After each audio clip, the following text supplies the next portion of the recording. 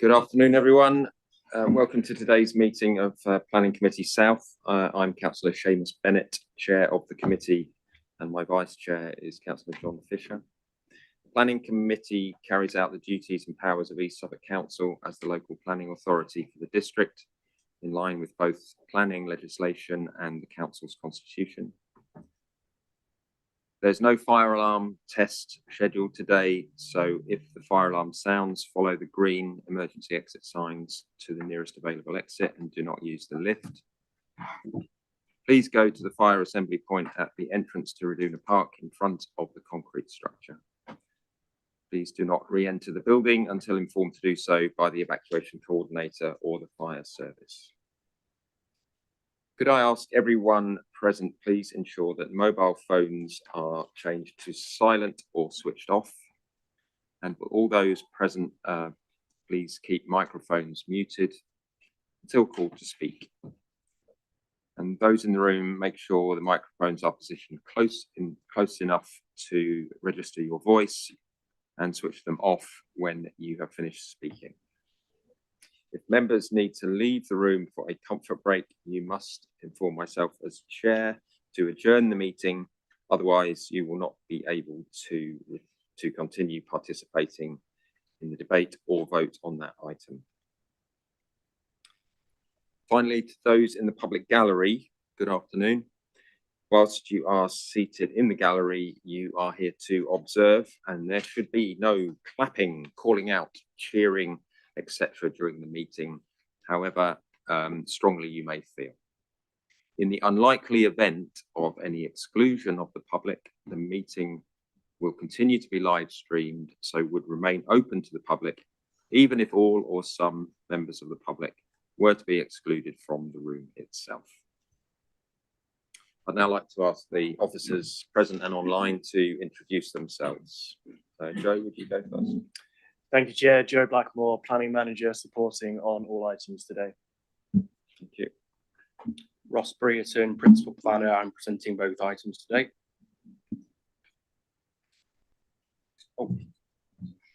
Good afternoon, Ben Warner, Head of Planning and Building Control. I'm here to support on both items. I'm Catherine Scott, I'm Principal Planner in our Development Management team. Caroline Aperman, Senior Design and Heritage Officer for item 6.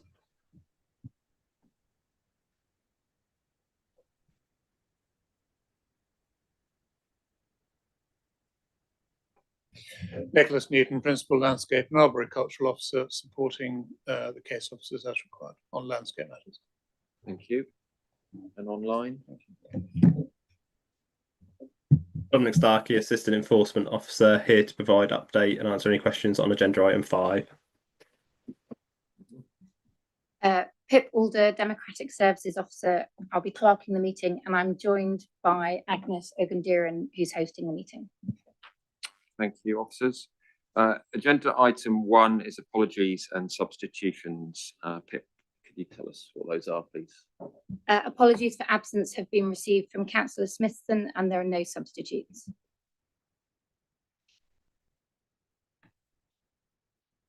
Okay, thank you. Agenda item 2 is the declarations of interest. If members have an interest, or could they please clarify if it is a disclosable pecuniary interest, other registrable interest, or non-registrable interest, and what the details of the interest may be. Members, any to declare? No, that's nothing to declare there. Item 3, declarations to lobbying and responses to lobbying.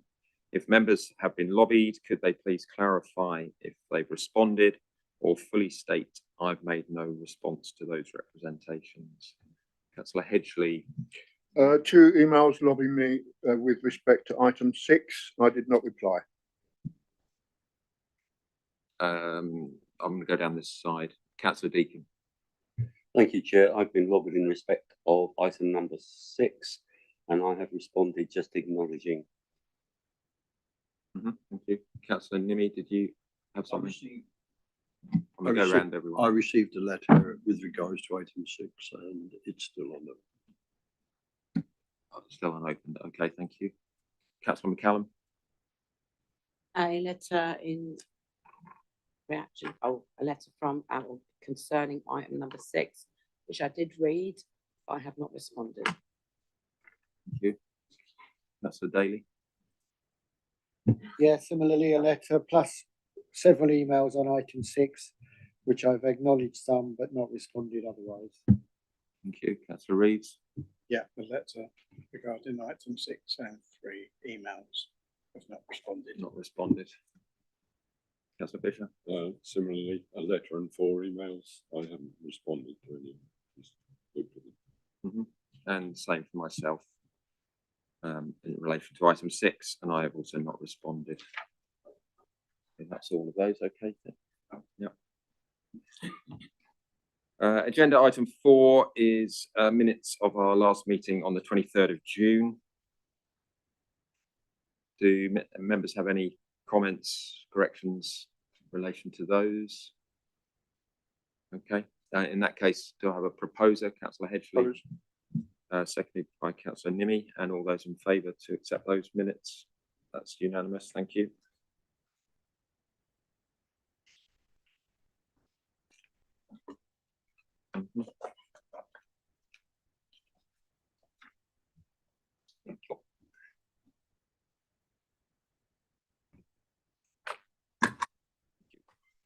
So agenda item 5 is East Suffolk Enforcement Action Case Update. This item is presented by Dominic Starkey, Enforcement Officer, who's attending remotely. Dominic, could you Thank you, Chair. your report? Thank you. There is one update since the report was written. We have served a notice on parkland southeast of Secret Garden on Shingle Street in Bordsey. The notice was served on the 16th of July and comes into effect on the 15th of August. It was in relation to unauthorised storage on the land, and the steps of the notice require the ceasing of that storage use and the land being returned to its former condition. Besides that, the report is as read. Thank you, Dominic. Do members have any questions for Dominic on the report? Councillor Daly. Hello, Dominic. Yeah, thanks for that. On that matter, when do we expect that action to be taken on that site down there at Shingle Street? So the notice comes into effect on the 16th of August, and then there is a compliance date of 3 months. Obviously, if there's non-compliance, we will then have to review the next steps, but hopefully within that period. Okay, thank you. If no, Councillor McCallum. And just an enforcement case at land of the Green Saxted Bridge. We are coming to the end of the time period there, aren't we? There has been a compliance site visit completed and reviewed. There is ongoing communication with the landowners regarding that matter. And are we hoping? I would need to speak to the case officer, but I can provide an update outside of the meeting with a bit more detail for you. Thank you. Thank you, Dominic. If no more questions, to have a proposer to accept the report, please. Councillor Deacon, and I'll take Councillor McCallum seconding, and all those in favour. Thank you, members. That's unanimous. Thank you. So we move on to, thank you, Dominic. We move on to agenda item 6, DC 252997 full, land south of Eastern Lane, Glavering Park House. Ross Brereton is presenting this application. So over to you, Ross, to present your report. Thank you.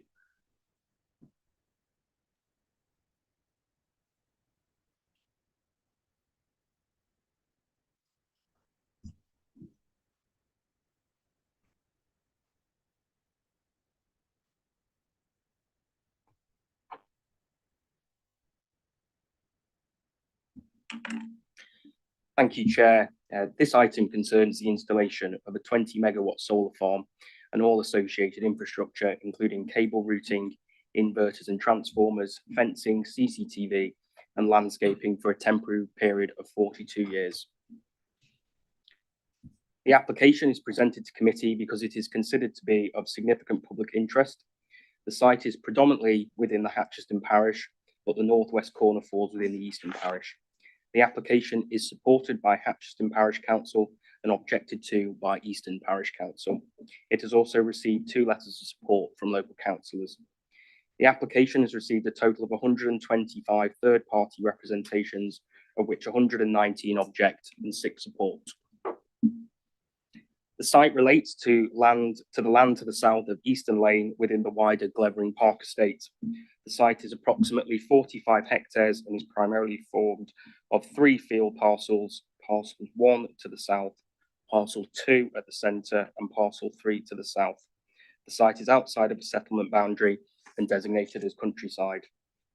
Parcel 1 is bound by Hatcheston Road and Eastern Lane to the north. The northern boundary also includes informal access points into the site. Parcels 1, 2 and 3 are bound to the west and east by other arable fields, including hedgerow, tree planting and woodland areas. 3 areas of woodland surround the site, which are Botherthorpe's Covert to the east, Greatwood to the west and Catswood to the south. These are designated in full or in part as ancient woodland. Parcel 4 relates to the track which runs from Eastern Road and is proposed to form the only access point into the site. The topography of the site where the solar arrays are proposed in parcels 1 and 2 is generally flat before gradually falling away towards Eastern Road to the south. Visibility of the site is particularly prominent across parcels 1 and 2 from Hatcheston Road and Eastern Lane due to its topography and interspersed vegetation, and the following images illustrate this. This slide shows an image facing southeast. This is from the east on Hatcheston Eastern Lane, and this is to the south towards Greatwood. This is a view from the proposed entrance on Eastern Road towards the area where the solar arrays will be located and are restricted by the upward sloping topography and its distance to the compound. This image illustrates parcel 3, which is not proposed to be covered in solar arrays and would remain open. This one is of the southern boundary of parcel 2, where solar arrays would be sited, and it illustrates an already substantial natural buffer, which is proposed to be strengthened further. This image is taken in an eastward direction across parcel 2. The boundary in the foreground is proposed to be substantially planted to minimize views towards the site from the east. And this image is taken in parcel 2 towards the north of the site and illustrates gentle sloping topography falling away from the north. The development would involve the installation of rows of solar panels. There would be a total of around 44,000, each measuring approximately 1.1 by 2.4 meters. The panels would be mounted atop a standard frame system at no higher than 3.3 meters above ground level and typically at an angle of 25 degrees south facing. Each row gap would be 4.5 meters. The panels are not designed to track the movement of the sun and will remain stationary. This slide illustrates the proposed development overlaid onto an aerial photograph side by side with the proposed layout plan. The solar farm would provide power to approximately 5,000 homes and businesses a year and reduce CO2 emissions equating to around 8,000 to 9,000 tonnes per year. And over the lifetime, this would equate to around 357,000 tonnes. The applicant has confirmed that they have secured a connection to the grid for October 2034, but have requested an earlier date in 2029. They state that the likelihood of receiving an earlier date is dependent on securing planning permission, as it would categorise the proposed capacity as being in an advanced state. The electricity generated from the development would be fed into the local grid for distribution to domestic and commercial consumers, and the solar farm would connect to an overhead line operated by the district network operator, which is around 250 metres west of the main site area and falls within the red line boundary.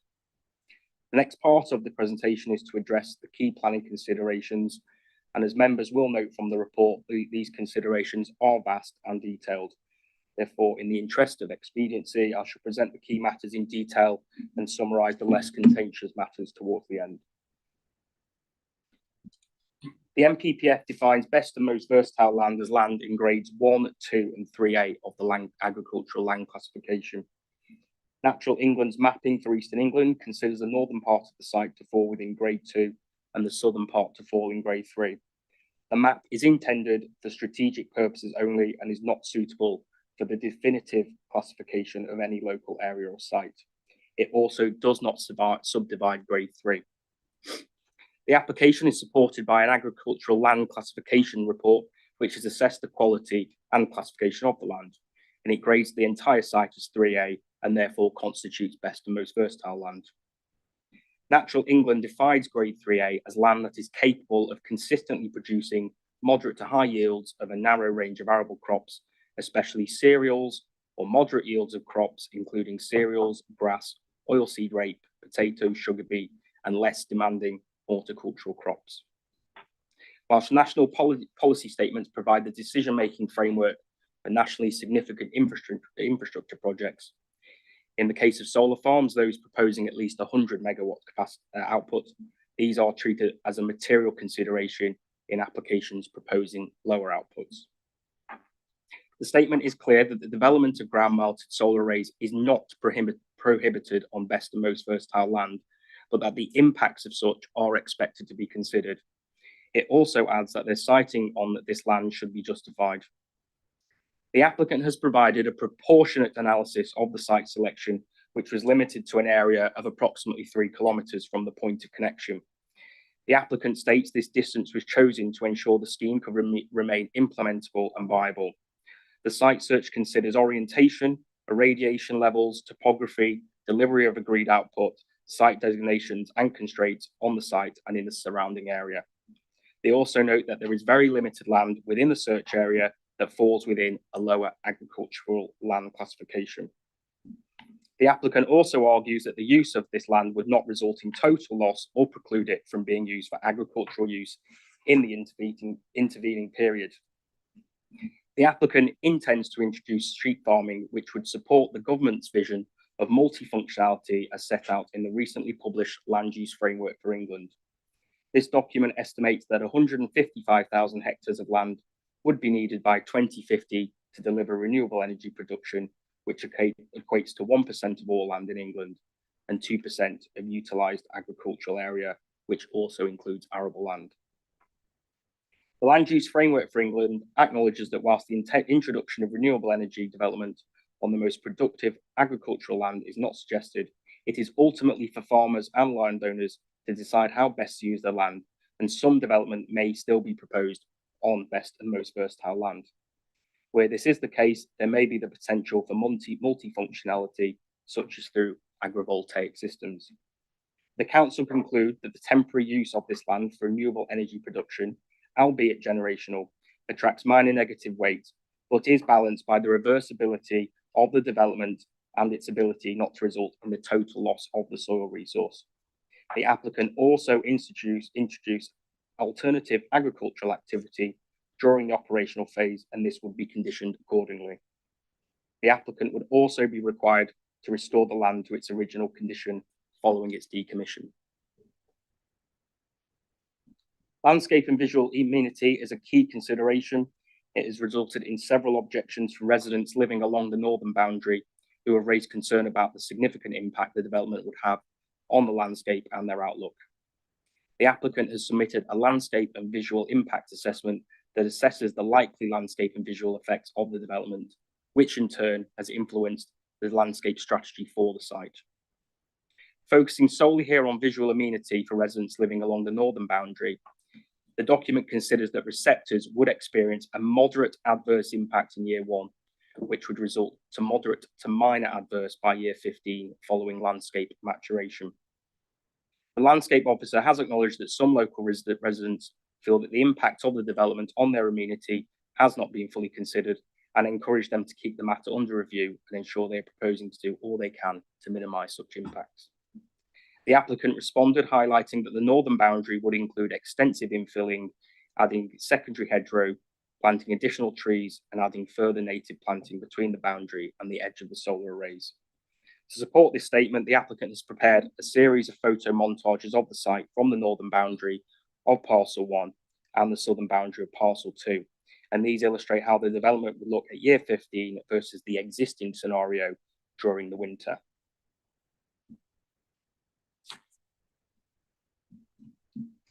This image depicts the informal access into the site from the northwest corner opposite the Maples dwelling, and it can be seen that the existing access would be infilled with planting on the bottom image.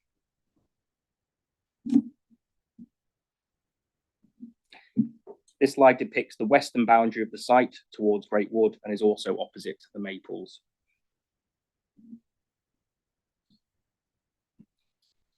These images are taken outside Winfield House facing east and west. And this image is taken from parcel 3 facing northwards, and the hedgerow and tree belt that can be seen at the foreground there would separate parcel 2 from parcel 3. The plan on screen shows the proposed landscape strategy for the site. All boundaries surrounding the solar compound are proposed to be strengthened. The landscape officer has accepted that the proposed the landscape officer accepts the proposed landscape strategy, but expects a high quality planting scheme that delivers rapid establishment and strong early growth. A condition requiring the submission of a detailed landscaping scheme would follow the principles illustrated on the landscape strategy plan. Imposing this as a condition allows technical details to be developed and reviewed at the appropriate stage of implementation. However, the applicant has agreed to implement a portion of the landscaping along this northern boundary within the first planting season following the commencement of development, and this is shown on screen. This area would be specifically referred to in the condition to ensure control.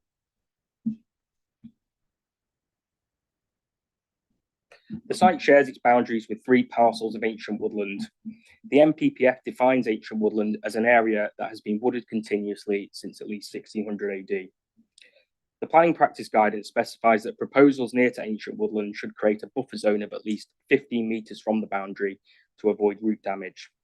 Where possible, a buffer zone should contribute to wider ecological networks and be part of the green infrastructure of the area.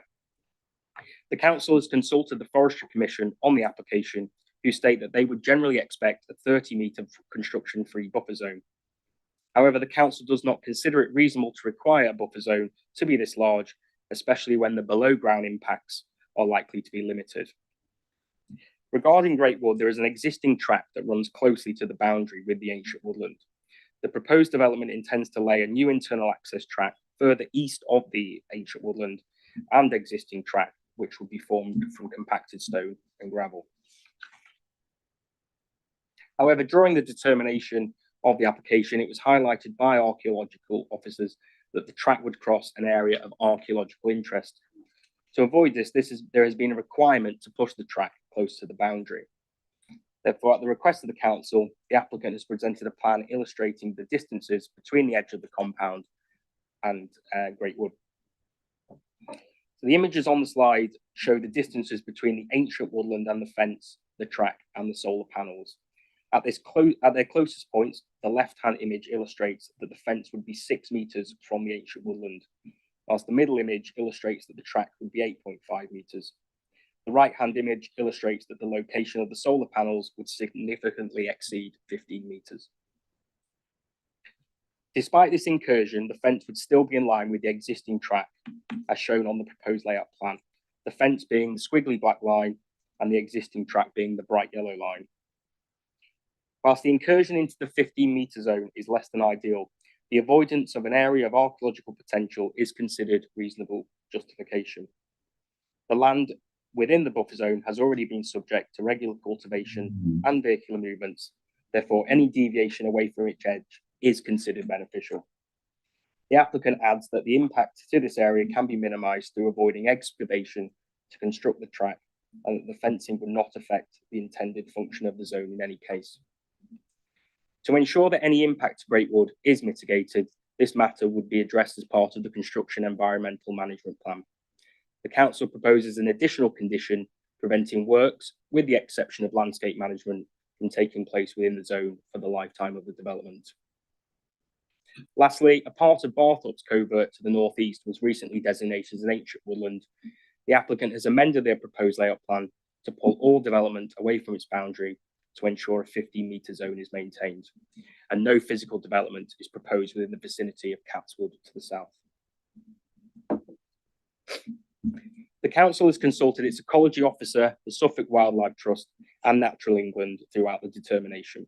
This has resulted in the submission of additional information, including a breeding bird survey and technical note to address consultee responses.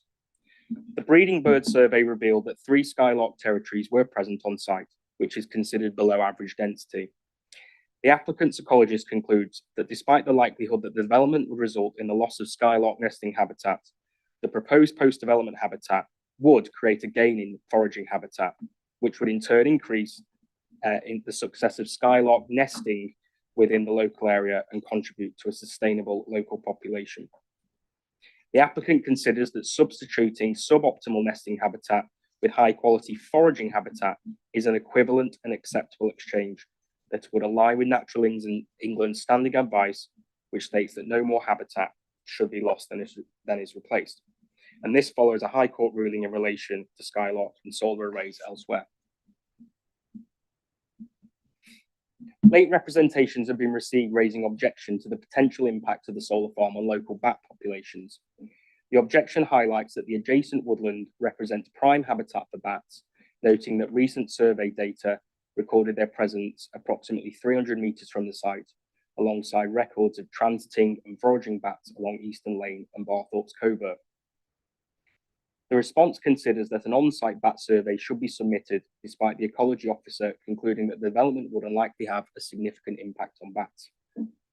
The applicant has submitted a technical note on bats, which outlines that a daytime bat walkover and extended habitat surveys were undertaken in 2025. The assessment characterised the site's boundary features as having moderate suitability for foraging and commuting bats, providing continuous habitat connectivity to the wider landscape. The applicant states that the development has been designed in accordance with the mitigation hierarchy, with all field boundaries, hedgerows and trees with roosting potential being retained. This would be in addition to ecological enhancements, including the reinforcement of woodland edges to improve east-west connectivity, nectar-rich grassland, and the installation of bat boxes. The council has also consulted the ecology officer on the late representations, who notes that the only loss of habitat would be arable land. The officer states that in order for surveys to be undertaken, there needs to be a reasonable likelihood that bats are present and significantly affected.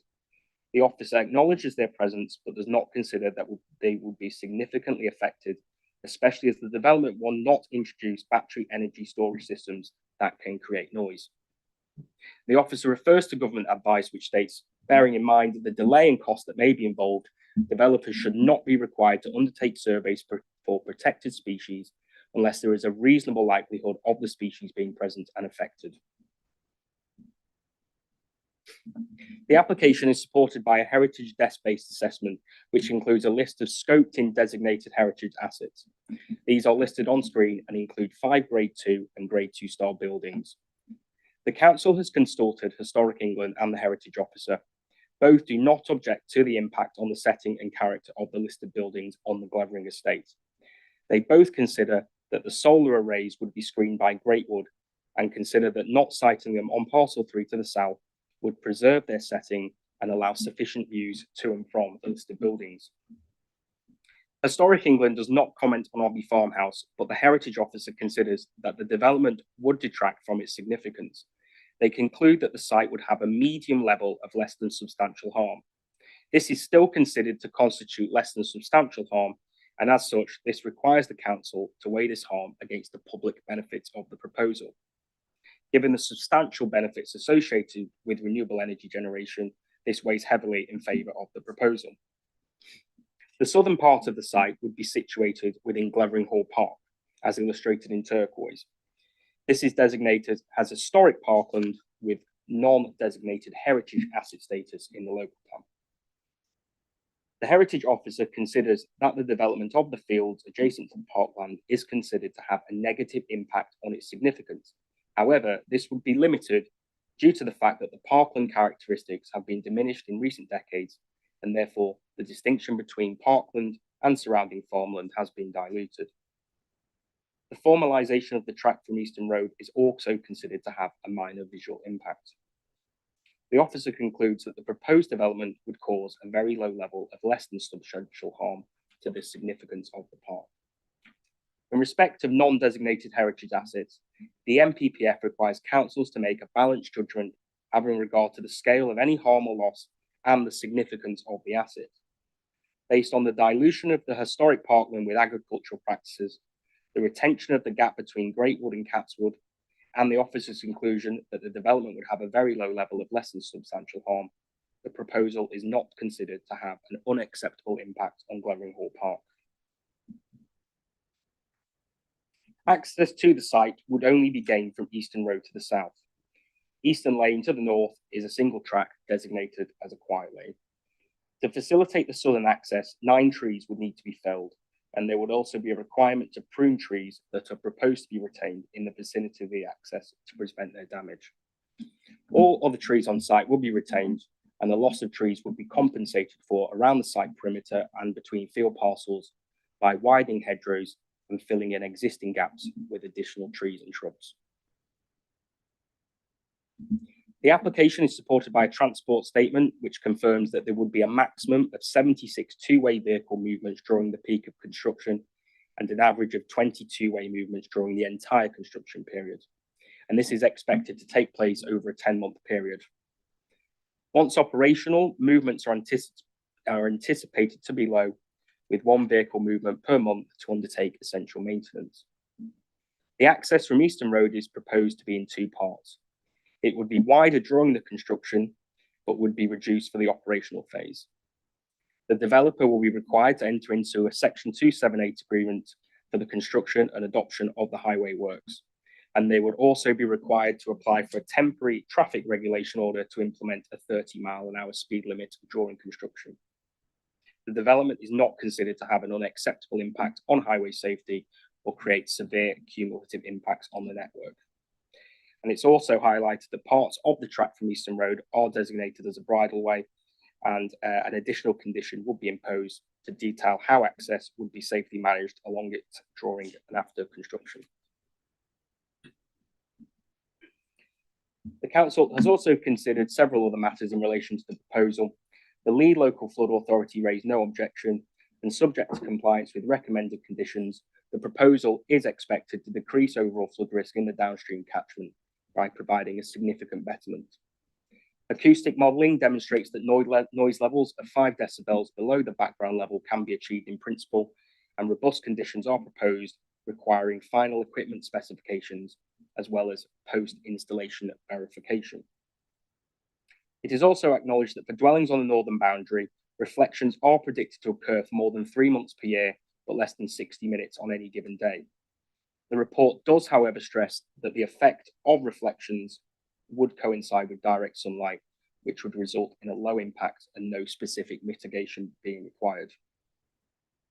The proposed development is acceptable in ecology terms. The development would be supported by significant planting across the site and would deliver a 108% net gain in biodiversity. The gross value added associated with job creation and generation of local contracts would amount to several £million across all stages of the development. And it's highlighted that whilst the applicant proposes a community benefit fund, this does not carry any weight in the planning balance because it is not intended to mitigate any specific planning impact arising from it. This would be an arrangement between the developer and the community, falling outside of the jurisdiction of the council. Consideration has also been given to health and safety matters, including fire risk and the presence of a high-pressure gas pipeline that runs beneath the site. Suffolk Fire, the Health and Safety Executive, and Cadent Gas have all commented on the application, and informatives would be imposed requiring direct liaison with those bodies should permission be granted. Based on the assessment and evaluation of the application, a balanced judgment has been formed on all issues shown on screen. The generation of clean energy from renewable sources attracts significant positive weight by making a vital contribution towards reducing CO2 emissions while strengthening domestic energy security. It's concluded that the benefits of the development would outweigh the identified harms, of which many can be sufficiently addressed through condition as discussed throughout this presentation. And for these reasons, it is recommended for approval subject to the conditions listed in the report. Thank you, Chair. Thank you, Ross, for the detailed presentation. Members, do you have any questions specifically on matters of fact for the officer, Councillor Hedgley? Thank you, Mr. Chairman. Thank you for that, Ross. On a matter of facts, the proposal as written down is the erection of solar installation of 20 megawatt output and all associated supporting infrastructure, including cable routing, inverters and transformers. I believe you said there would be no transformers when we went for the site visit. No, I said that there wouldn't be any battery energy storage. Yes, just to say that members did undertake a site visit about 10 days ago. Yes, it was a very good site visit and a very detailed presentation. Thank you for that. But going along the same lines, it wasn't clear at the site visit exactly where that connection would take place, other than it was down the road that we came on to observe it from the north. But you've got DC being generated from the panels. You've then got to have an inverter and a transformer to connect it into the grid. One would assume if you're looking at 20 megawatts of power, that's going to be quite a big, certainly transformer and a big inverter. So where is that to be housed? Because there wasn't any indication how that's going to connect into the grid. Thank you very much. They are dotted around the site. Am I able to bring in the applicant to assist with this question? No. We'll do it when Okay. they... Yes, they are dotted around. They are dotted around on the site. As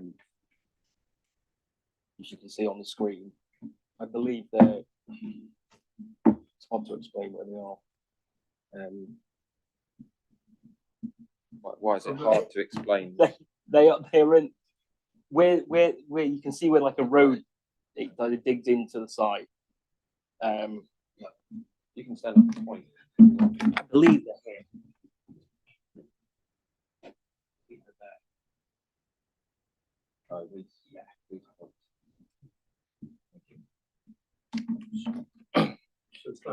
One second, just need to switch mics. So are we saying we're actually converting the DC within the solar farm, and then the connection of that will go at AC? So there's a step up transformer somewhere. Where's that? Yes, I believe so. It would then that would connect into the grid, the overhead line, which is to the west of the site. Okay, thank you. Councillor Daly. Yeah, thanks for that. It's a very good presentation, such a complex one. So yeah, very good. Can I just ask about parcel 3? Could you tell us a little bit more about what's planned for that? Yes, certainly. I'll just bring up the I landscape. think you just said it would be open. Yes. Which I had a similar thought. So parcel 3 is to the south, is to the bottom there of the image, and that would be just planted up with an orchard. So it would be open as such. It wouldn't have any solar panels on there, and that's also to retain the view, the long views towards the Glebbering Hall and the listed buildings associated with that. Thank you. Yeah, so we're talking about regeneration, basically. We left to nature to come back. The orchard will be planted, but the bulk of it will come back. Is that right? Yes, I mean, it would be, yeah, it's to help with biodiversity net gain as well, but it's also been left solar array free for also the purposes of protecting the listed buildings. Actually, I think we did discuss that at the site visit, Tom, and I know you weren't at the site visit yourself. I remember you saying that, Ross, and it was kept low orchard type trees. Okay, thanks. I did visit the site, by the way. On a separate occasion. Okay. Councillor Deacon. Yes, thank you very much. And again, thank you very much for a very detailed presentation. It was very helpful. I have a couple of questions. I'm a bit concerned about the buffer zone, which appeared to be a lot less than 15 metres in some contexts, and 15 metres being well below what was recommended by whatever commission it was. So that's my first question. What's the question though, Councillor Deacon? Are we satisfied that it's enough? The buffer zone to the ancient woodlands. Well, I think the presentation is clear that it is less than that in some places. But I did say that, and Yeah. is that not detrimental to the I think ancient that's not, woodlands? that's more of a discussion point as to whether it's enough or not. But did you have a specific question in relation to mitigations or? Just that, are we satisfied it's enough? I thought that was a pretty straightforward question. Essentially, it's a pinch point in the site. It is a pinch point in the site where they have to avoid the area of archaeological potential. So they've had to push it closer to the boundary, but it would still be in line with the existing track that runs along the east of Great Wood. But the rest of the site would have its 15-metre zone. It's just in that pinch point that I showed on screen. Okay, thank you. And can one further question? At the service track that we run into, right at the opening of that onto the road, I think it was an oak tree. Is quite a substantial tree. Is that one that's likely to be felled? It's right at the entrance to the service track.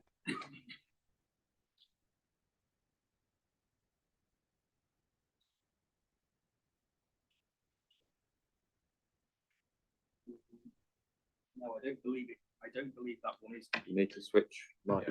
I don't believe that one is to be removed because it is shown. I believe it was probably this one.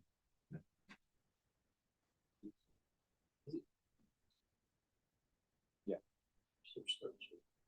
think the ones to be removed are here. With the red line around it.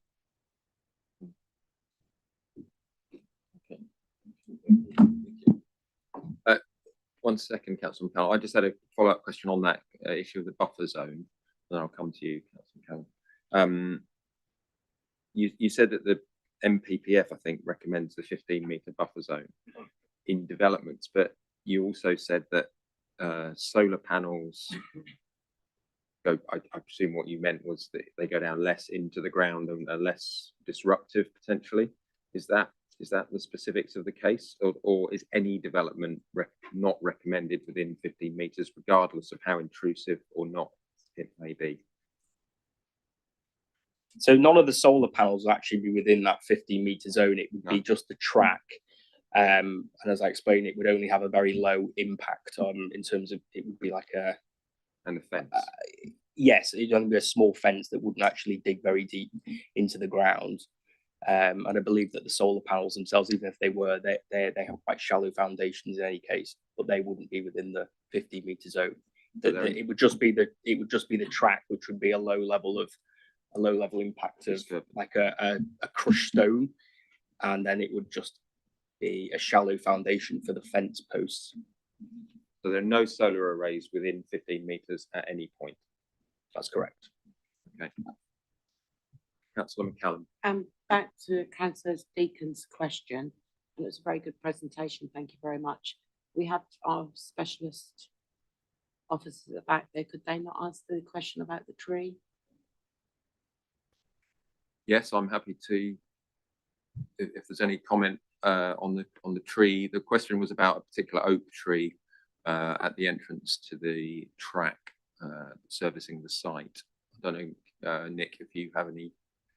If you could confirm, I mean, Ross did give an answer, but if you could just. Can I come back to you in a moment, because I wasn't the original officer on this case, so let me just check on that and I'll come back to you shortly. Okay. Councillor McCallum, remind me if we don't come to that. Any other questions for Ross at this point? A question, yep.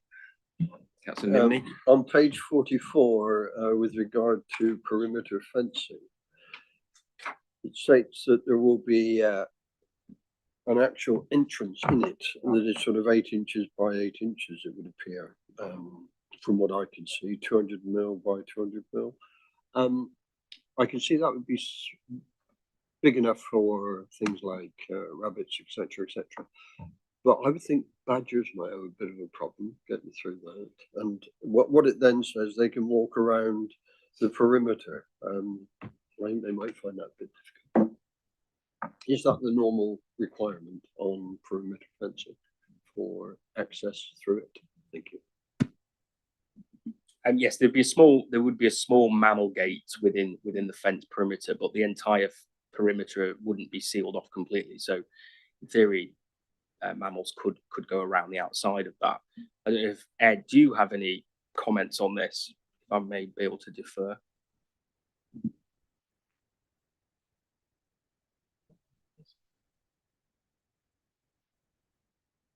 Ed?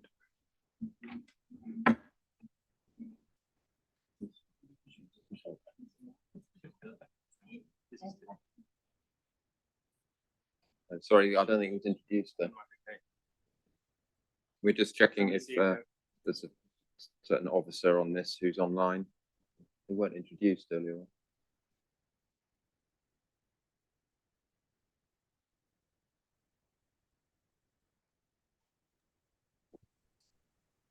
So if we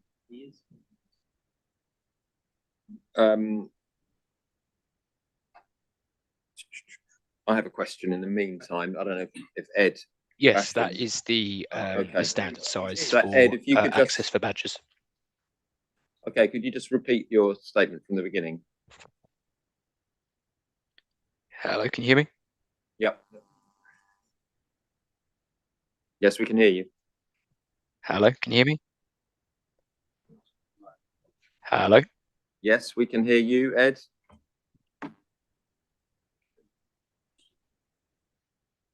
Hello, can you hear me? Okay, I thought we slightly missed the start of what he said, but actually perhaps we didn't. Are members happy? Yeah, I wasn't completely sure. If I may just contribute briefly on the badger part, obviously surveying for badger sets is a requirement of the planning application and consideration of effects on those, and obviously there is then a need for a license if there's any changes or stopping up of a badger set, for example. I largely expect that the perimeter of the solar farm would aim to exclude badgers from entering into the solar farm area.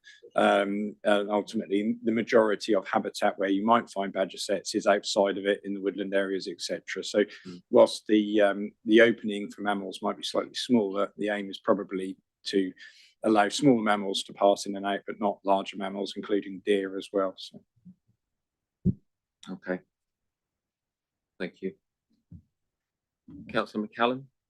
Yeah, just one other question to the officer. Where it says there would be support an average of 53 jobs, and we have the finances attached there, of which 30% would come from the local area. Is there any way of conditioning and guaranteeing that those jobs, or at least that 30% of those jobs, would come from the local area?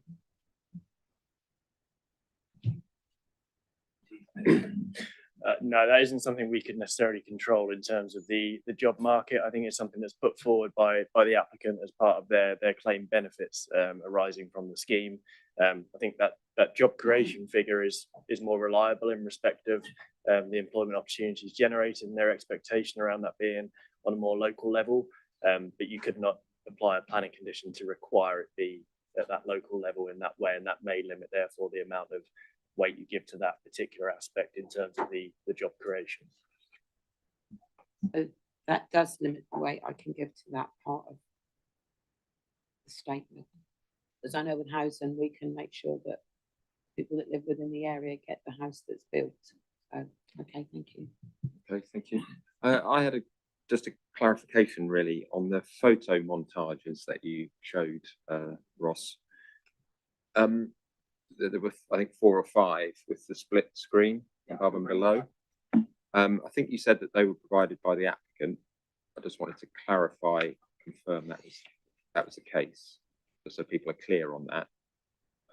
Provided in advance by the applicant. And some of them looked, to my eye, looked quite identical, and others looked like they had a slight difference. It was a bit like a spot the difference sort of game. And I just wanted to clarify, is this a sort of mock-up of what things would look like this one in particular? I was sort of struggling to see much difference there. But could you, if you could, and well, yeah, and then there was one or two others where there were some differences, but not that substantial. I just wanted to clarify for my own self, maybe other members, what these are supposed to be indicating to us. Sure. So these images were prepared for the landscape visual impact assessment, and they illustrate the worst case scenario in 15 years, and that being in the winter time when there is no veg, well, when it's not green. So yes, the top image shows in this case, it shows the informal field access. And then if you look in the bottom one, you can see that they have planted that up, and that also goes to the east of the tree as well. Okay, so just for clarity, the top one is a real image of the present day in winter. That's correct. And the bottom one, exactly the same time of year, but it would be a slight difference in terms of coverage. Yes, that's supposed to be how it may look when the landscaping has matured in the winter in 15 years. Okay. All right. Apologies anyone who did immediately spot the difference, but I thought it was fairly minor. But I thought it was also important to clarify these were provided by the applicant. Yeah. I think just to make the point as well, obviously I can appreciate sometimes locally there may be, or for anyone interested in application, there may be skepticism around any materials produced by an applicant, but with landscape visual impact assessments, and my colleague Nicholas Newton might want to pick me up on any of the detail here, but they do have to be produced by competent professionals qualified in that field with agreed viewpoints and to a particular standard, and those professional standards have to be applied in the production of those montages, and they get analysed by our in-house experts within the arboriculture and landscape team. So they do get assessed individually by us as a council to inform our recommendation and our decision, and they certainly aren't just taken at face value if that offers any reassurance to those in attendance. Yeah, thank you, Joe. Councillor McCallum, are you coming back to Coming back to Nick? Nick Newton? Yes, I had the same thought. Nick, any progress there? The answer is no. To the question as to whether that oak tree is going to be removed. It will remain. It will remain. Thank you. Thank you. Then, yes, final question. It's stated there deciduous trees. Is there any reason why they couldn't be evergreen?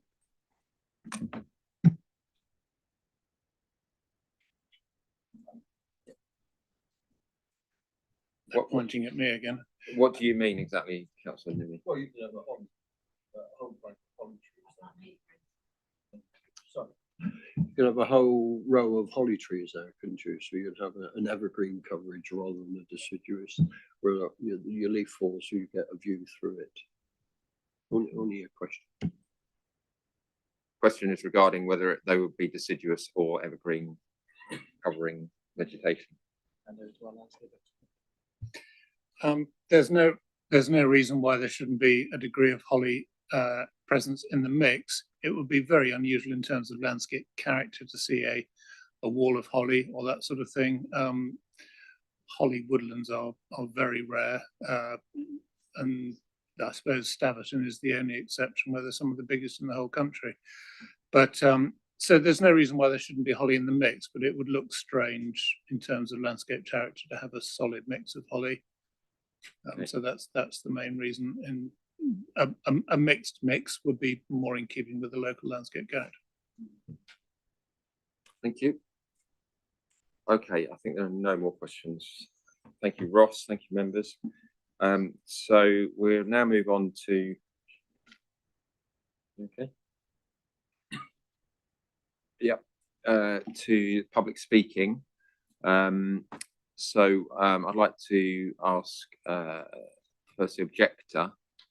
We have an objector, Theo Walker. If you'd like to come up, Theo.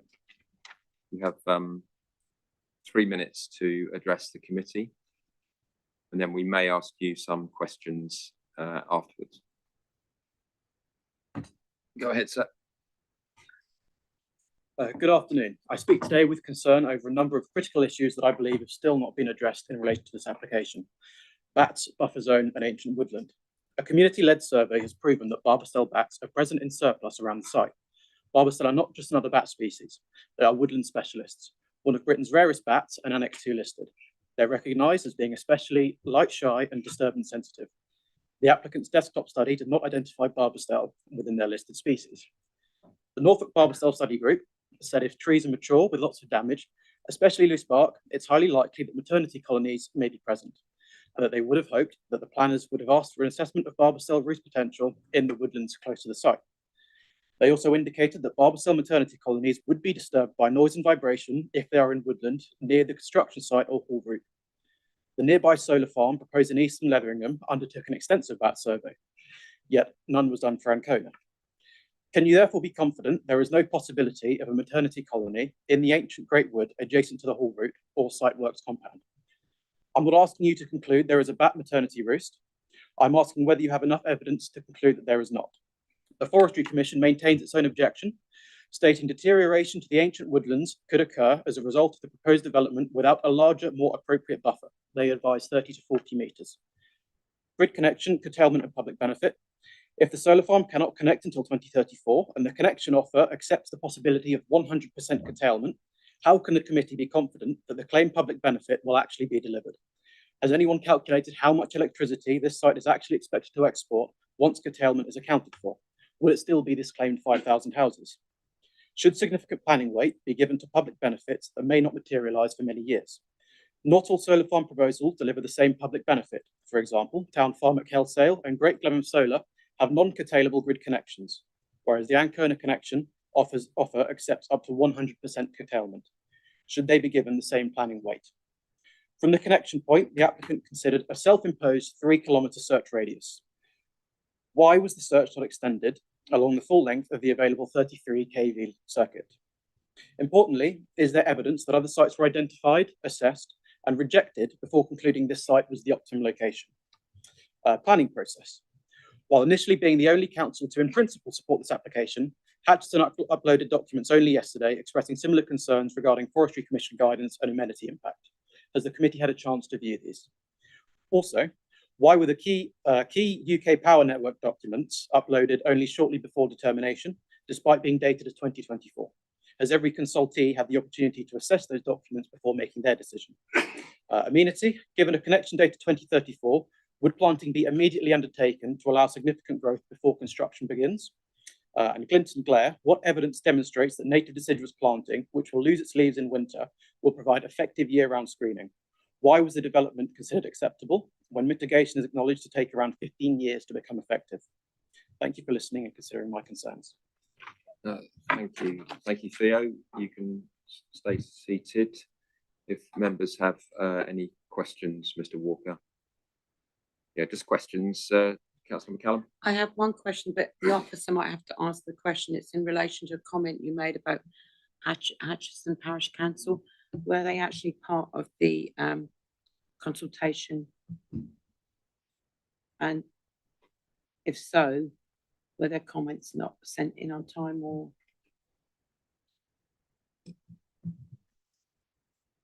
Yeah. That's not.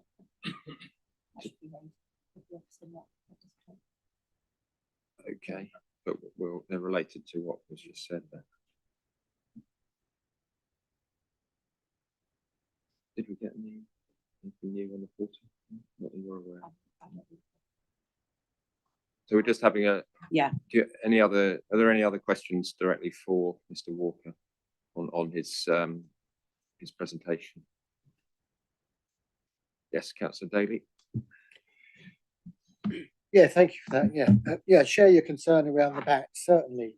I know that when we had our presentation, it was, said that the likelihood of detriment on the bat populations is such that the surveys were not as exhaustive as perhaps they could have been.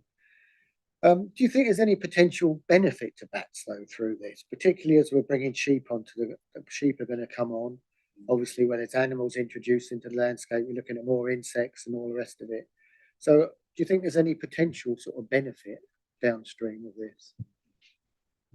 I completely appreciate the kind of the long-term impacts that may be provided. Obviously, these are all speculative in a sense.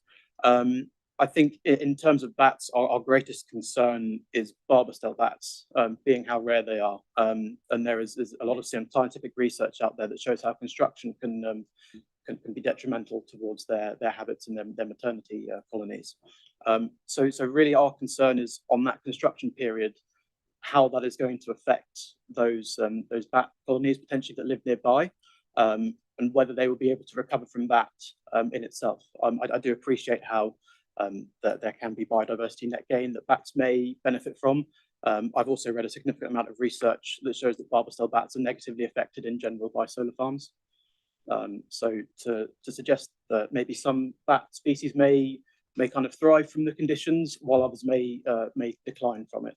So I think that's really why we think it's especially important there be an in-depth bat survey so that we can kind of understand what these actual impacts will be. Okay. Do we have any response on the question about Hatchiston Parish Council? Yes, their questions are in the update sheet. So my question was, has the consultation period been adhered to?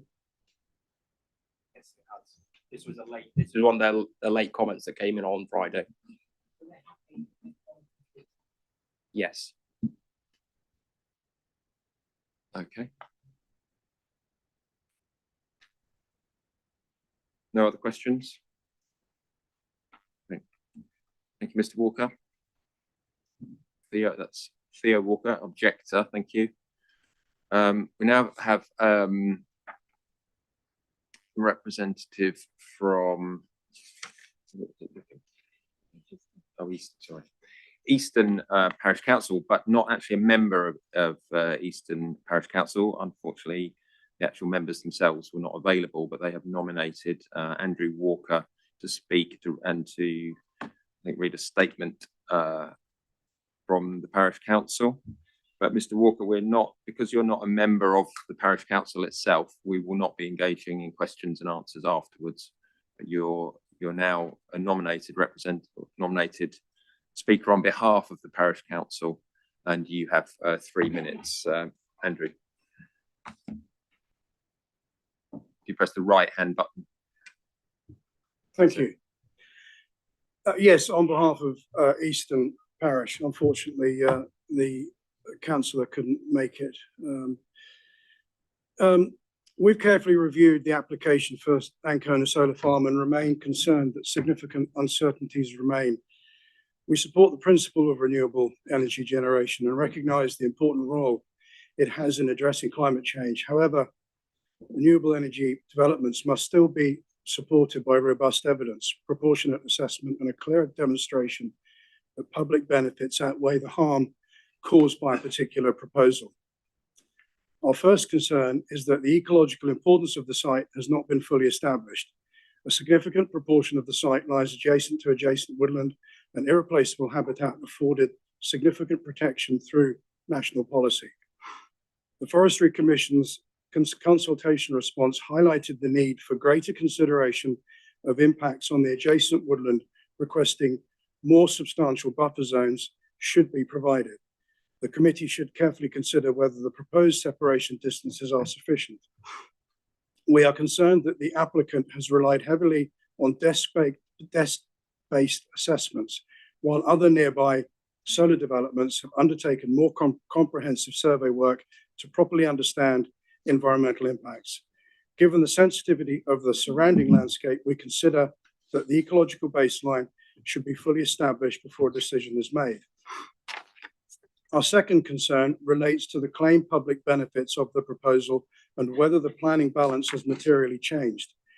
The development was originally promoted on the basis that it could be operational by 2028 and contribute towards the government's Green Power 2030 ambitions.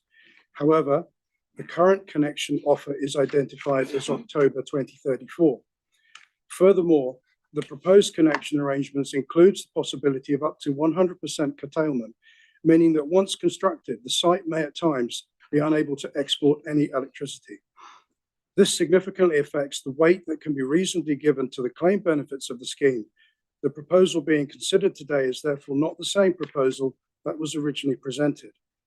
We are also concerned that the site selection process has not demonstrated that this is the least harmful location available. The assessment appears to have been based around a predetermined grid connection point and a limited search area with insufficient evidence provided to show that alternative sites were properly considered and rejected. Finally, there are concerns regarding residential amenity and landscape impact. Much of the proposed mitigation relies upon future planting and vegetation growth, which may take many years to become effective. Residents and road users will experience the visual impacts of the development immediately, whereas the intended mitigation will develop gradually over time. In conclusion, we're not asking the committee to reject renewable energy. We're asking that this decision is based on complete, robust, and up-to-date evidence. Given that the site cannot export electricity before 2034, there is time to resolve these issues. We respectfully ask the committee to ensure these matters are fully addressed before reaching a final determination. Thank you. Thank you, Andrew. Thank you for your statement. I'd like to ask you to resume your seat. Thanks very much.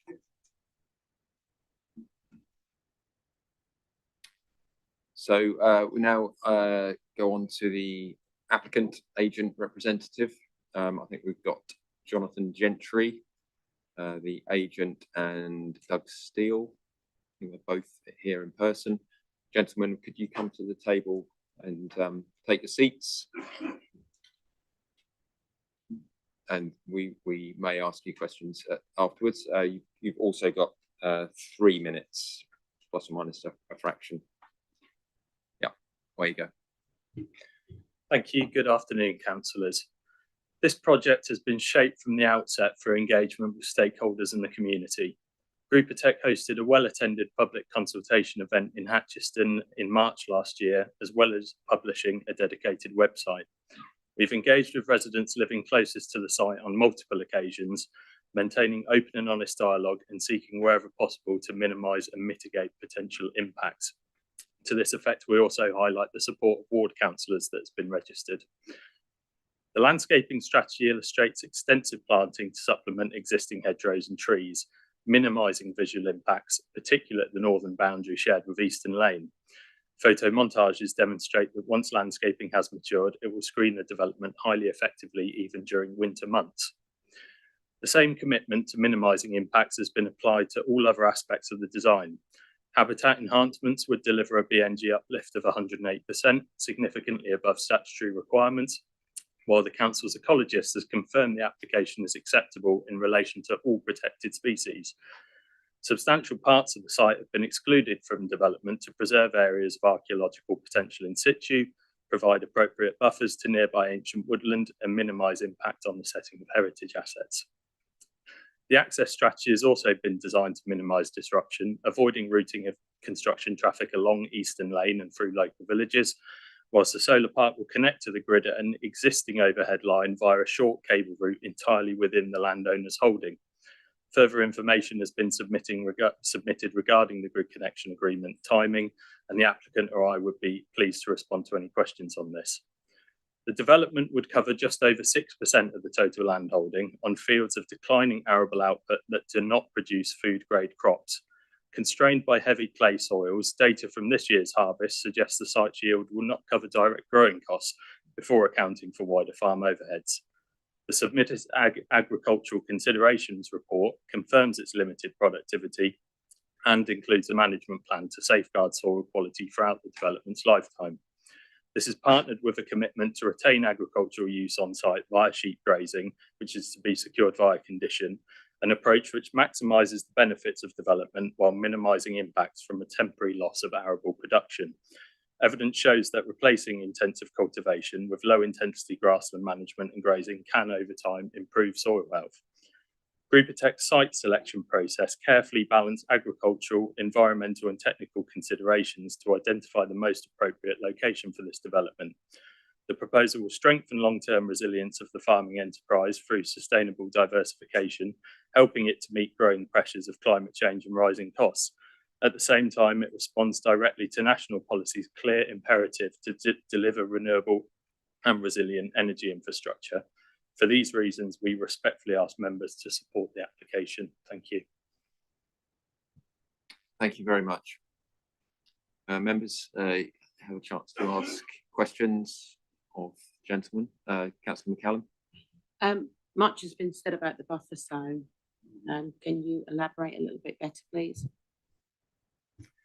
Yeah, certainly. So important consideration and design, and as has been amended during the course of the application, as the officer explained, was maintaining buffer zones to all of the ancient woodland designations, including the newly designated Barthorpe's Cove to the eastern boundary. So planning practice guidance sets a standard 15 meter separation guide as a start point for considering where separation should be from ancient woodland to minimise impacts. As far as I'm aware, that would cover all forms of development, so not necessarily just solar farms. And the purpose of that buffer is, whilst there's no direct impact on the tree, obviously no trees are being lost from these ancient woodlands, it's about potential compaction or dust, impacts such as that associated primarily with construction, I would imagine. So it's about minimising that. So the Forestry Commission have come back with feedback that they suggest a further buffer should be considered. I think the officers come to, in our view, to a balanced consideration that the impacts in this case are limited. He's explained, panels are mounted on piles, so individual elements into the ground, not of significant depth. We're not talking about hard standing foundations across the site. And likewise, in terms of tracks, we're talking about gravel essentially laid on the ground, and then some fence posts.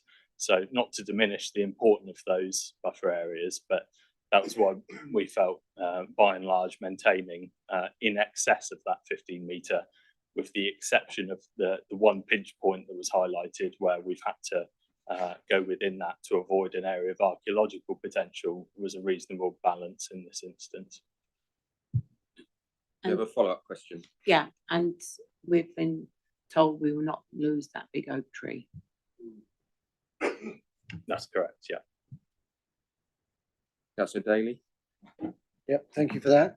Yes, I'm interested in the 108 B&G. That's really good.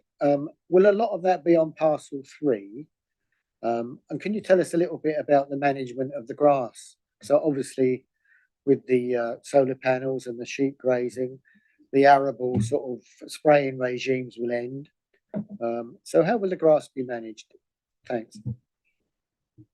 So I'm afraid I don't have the exact split of how much of each percentage is being delivered on each parcel, albeit I would certainly imagine a significant element is that third parcel 3 where the orchard is, because of the fruit-rich sort of trees that are being proposed there, alongside the meadow sort of grassland in that area.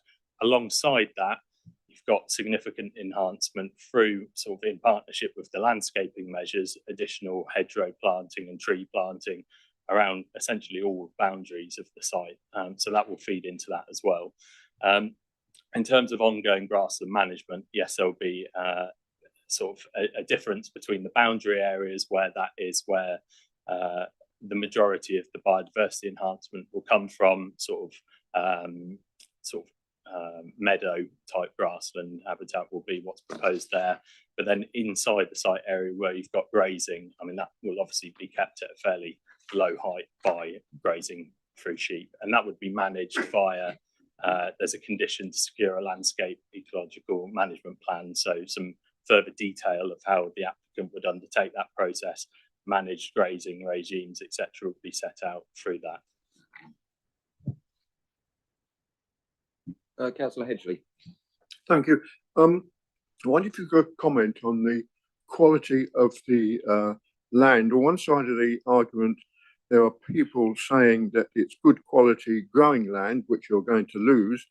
On the other side of the argument, they say it's declining quality and could do with a good rest. How do you see that? So you're quite correct, councillor. There is two ways of looking at it. I mean, the start point is the national designation, which is as I understand it, an estimated value that DEFRA applies to essentially all rural land in the country, and that's where it was given this grade 2 sort of start point. Then the actual soil survey on site determined it to be grade 3A, as the officer explained, which is, whilst within the best and most versatile designation, it's the lowest of the soils in that, albeit that tells you an immediate read on sort of what that soil is made up on and what theoretically it could be used for. I think the rationale in our argument in explaining it's not productive is based on data we have from the farming enterprise that's taken place on the site and the arable rotation they've undertaken over the last few years, which has not brought food grade crops, and they've seen declining yields that are essentially making a loss, as I explained. So that's the real world picture, albeit for the purposes of planning determination, there is a consideration given to that overarching land quality, which remains a material consideration, certainly. Councillor Reeves. I just wanted clarification on the period before you start generating electricity. You said that it would maybe up to 2034 before you can produce anything. Does that mean that you'll put it in, if approved, say next year, and it'll remain dormant for 4 or 5 years, or how would that work? Thank you very much for the question. So the land would be continued to be used as its current purpose, so farmland, up until around, well, it takes about one year, 10 months, I think the officer said, for the construction to take place. So we wouldn't be doing anything with the site until that point. In terms of the date you mentioned, the 2034, it probably covers off a number of the members' questions. So when we secured our grid connection back in October 2024, and that does have an October 2034 connection date. For the project to qualify for a forward connection date, so essentially to get it connected by what we've requested, which is 2028-29, the project needed to meet certain criteria. That criteria is, as set out by Department for Energy Security Net Zero, in line with Clean Power 2030, that you have to have a secured grid connection, which obviously we do. You also had to have secured land rights, that being an option on the land, and it had to either already have planning permission or have been submitted into the planning process before July 2025. That's the reason the application has come forward now. If we didn't get it into the planning process, we couldn't apply for the advanced connection date, which we hope would be 2028, 2029. So you're basing your plans around 28, 29? Yep, certainly at the moment, the plan would be that we would want to, if we obviously got permission to build the site with a connection, which we've proposed is September 2029 to NESO, who's the National Electricity Systems Operator. They're back in the sort of the process behind grid reform, which is trying to get renewable energy projects, not just solar, wind as well, connected in good time to meet the Clean Power 2030 targets. So 2029 September is ideally when we're looking to connect, should we get planning, of course. Councillor Deacon, I think you had a question. Yes, thank you, Chair. Could I just ask you very simply, when do you intend launching the screening? So in terms of the screening, is partially covered by the update the officer circulated around the landscape condition. Essentially, we would envisage that the landscaping would have to be in place before the development becomes operational. And indeed, the provision of the condition that's now proposed would require that enhanced area to come forward in the first planting season post any commencement of development. So essentially, as soon as works were to start on site, there would be a requirement via that condition to undertake that landscaping and get it underway as soon as possible. And if I may just add to that quickly as well, in terms of the type of planting that would be proposed, that could also be managed through that process and the condition requirement for detailed landscaping scheme. So that could cover the types of planting that's going in. So you've got some that are going to retain their leaves, etc. And also whether there's scope to get in some immediately, some mature planting straight away, balanced with some growing out. So we're starting to minimise those visual impacts as soon as possible. Thank you. Thank you, Councillor Newey. Thank you. I wonder if you clarify exactly how you're going to connect the panels into the system. You're saying here you're going to have what appeared to be a number of inverters in each section or zone of paneling. One would assume that's going to create your DC to AC at say 240 volts. You've got to have another transformer then to lift that up to the grid. Where are they going to be housed? And it's also saying here that you're going to have CCTV, etc., etc. So is there a building to be erected, either within it and also at the connection point to the grid? Thank you. Yes, so to answer the question, the site has 4 inverters, which I think Ross pointed them out. I appreciate the picture, maybe it's not particularly clear. So there's 4 inverters that are dotted around the site. We generally try to keep them central, so they're kind of out of earshot, if you like. This is where the solar panels feed energy into. These inverters then feed into the substation, which is from the northernmost point of the property directly south. Okay. I don't think we necessarily need It's okay. It's located at the very top of the Great Woodland. There's a substation there. That substation would also house what we call a step-up transformer. That transformer is maybe not as big as you might think. It's probably about the size of 4 chest freezers, and that handles the conversion of the electricity. A cable would then leave there and run across the northern boundary within the field to the west of the site, where there's an existing overhead line, and we would be connected into that existing overhead line. Okay. And your CCTV? Sorry, the CCTV, there is also within the planning applications, there is a communications cabinet, which is normally a GRP structure. I can't remember the exact dimensions, but I think. What's a GRP, sir? Glass reinforced plastic. It's fiberglass effectively. It's a small cabinet that houses the communications equipment, the sort of the comms, if you like, between the substation, the inverters and everything else. That also manages the CCTV and any proximity sensors. Everything's obviously looking inward to the site because we're not too worried about outside of the site. In that sense, it's more security within the site. Happy with that, Councillor Nimi? Councillor Hedgley? Yes, I'll ask this question in hope more than anything else, Mr. Chairman. There are some countries in the world where if you live within quarter of a mile of the generation, you get reduced payment, reduced costs. Could you tell me whether you are thinking of that, and if not, why not? Okay, interesting question. So we don't control where the electricity goes. Any developer that comes in here and tells you they're controlling where the electricity goes when it leaves the site is talking rubbish.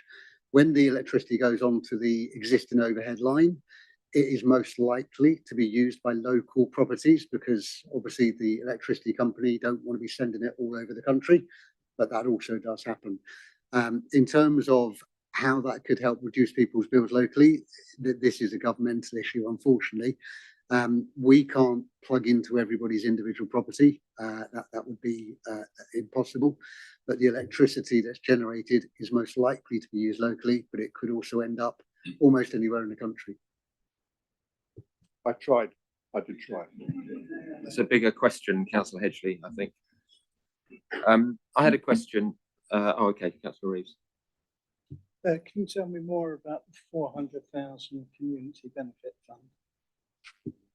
Yeah, certainly. So we presented at the public exhibition that we held in Hatchiston Village Hall that we would do a community benefit fund.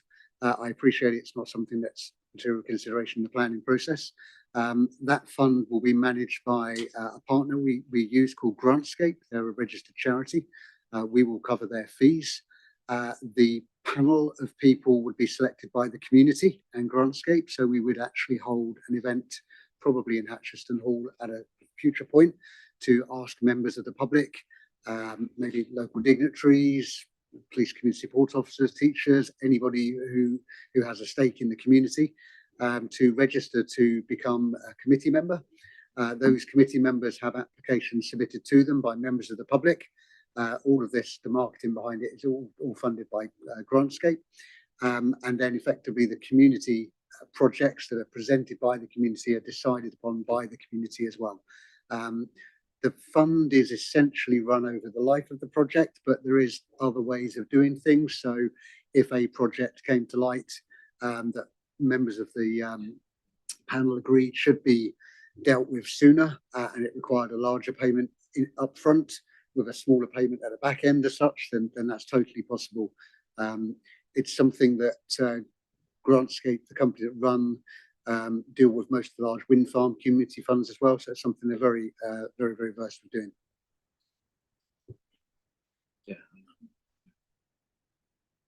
Yeah, so thank you. Just confirming that is not a material planning consideration, but actually was something I was going to ask. Seems quite a lot of money, actually, 400,000, but it's spread over the whole potentially 40 years. Yeah, spread over the life of the project. So it could be, as we said, it can be split up and used in different ways, but voted for by members of the public who are elected by members of the public, effectively. Thank you. My question was about this curtailment that you mentioned. Could you explain a bit more? I mean, I know what the word curtail means, but in this context, in what way and how likely, to what scale, would the production of electricity by this project be curtailed? How much of a issue is that?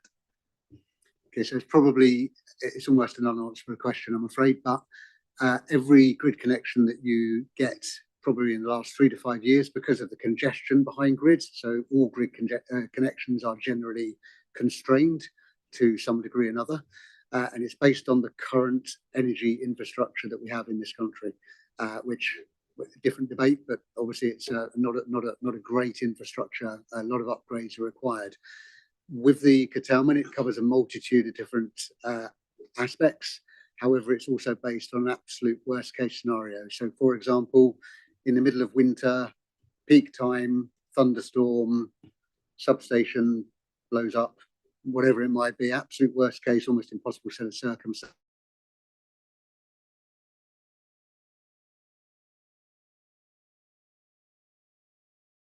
Through in any new infrastructure that is added, and also this curtailment factors in a large number of projects. The committee may have heard some of them previously, that actually are never going to get built or never will connect to the grid.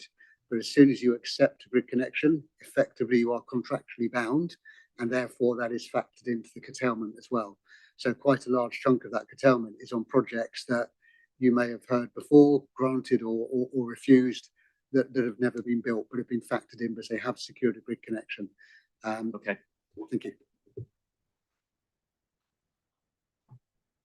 One last question, Councillor. Yeah, from what you're saying, it would appear you may well have periods when the grid wouldn't really want the electricity that this solar farm is actually providing. And I think a normal way out of making use of that energy would be to have battery storage. So in the long term, would you be looking to include battery storage for this particular farm at some point? Thank you. So the grid connection we've secured is for export only, meaning we can only send electricity out onto the grid. For battery storage, you need to import electricity from somewhere to actually charge the batteries. There was no availability to do that. And one of the reasons for that is because we're onto a 33,000 volt electricity line, which is existing, and they have a limited amount of capacity that can be put through those lines. So we're at the moment, and there's no need on this site for battery storage. We've not included it in this site, and for the long term, unless something drastically changes, I know there is other applications for battery storage, and it could be that energy from the site could feed into some of those applications potentially if they were also granted in the future, but not on the site we're looking at. Okay, thank you. No other questions, members? Gentlemen, thank you. You may return to your seats.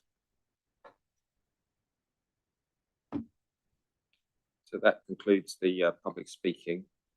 I'd just like to invite officers to make any clarifications that you feel may be required after those exchanges. Yes, thank you, Chair, and to all of our public speakers today. Just a few points of clarification from officers at this point in the process, and that's in response to any of the statements made during those public speaking slots. There was a question around the public consultation period, and just to clarify on that, we initiated that consultation period with multiple parish councils on the 11th of August. There were reconsultations that followed on throughout the process, and then we received a late representation from Hatchton Parish Council on the 24th of July that was summarised within the update paper that was circulated to members yesterday afternoon, evening. In respect of the ecology position, I note that that's clearly a very important issue locally and also for us as officers.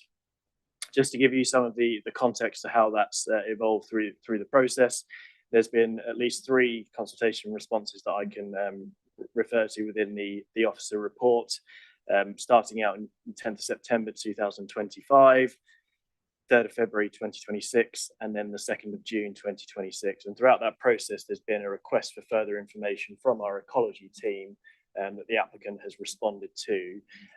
And that's led to a final position there where the ecology team have also had regard to those local concerns that have been raised in respect of a perceived lack of information in respect of survey work. And the final ecology position considers that, but identifies that there is no requirement for further survey work beyond that additional work that was already previously requested. Appreciate that's a point of disagreement between the officer position and some local residents that put those views forward, and respect that position that they've taken. But I would also draw members' attention to the position of Suffolk Wildlife Trust, who initially registered a holding objection to the application, requested further information that was subsequently supplied, and they withdrew their holding objection in February of 2026. So I think that response, in combination with our in-house ecology attention that there has been to this application, should hopefully offer some reassurance on the thoroughness with which that matter has been considered. It has been mentioned, but there was quite a long answer given on the point about the Community Benefit Fund, and I want to make absolutely clear to members on this committee that is not a material planning consideration and should in no way contribute to any positive recommendation or decision if that was reached, but I appreciate it is some contextual information that was sought. The only final point that I wanted to mention was in regard to ancient woodland buffer zones. So there's the NPPF policies on that, but also the government guidance on that matter, and buffer zones should, and I use the word should because that is precisely the word within the guidance, should be 15 meters. Now, in some cases, the guidance sets out clearly it should actually be a lot more than that. So if you had significant sources of pollution or a form of development close to an ancient woodland, maybe it's 20 meters.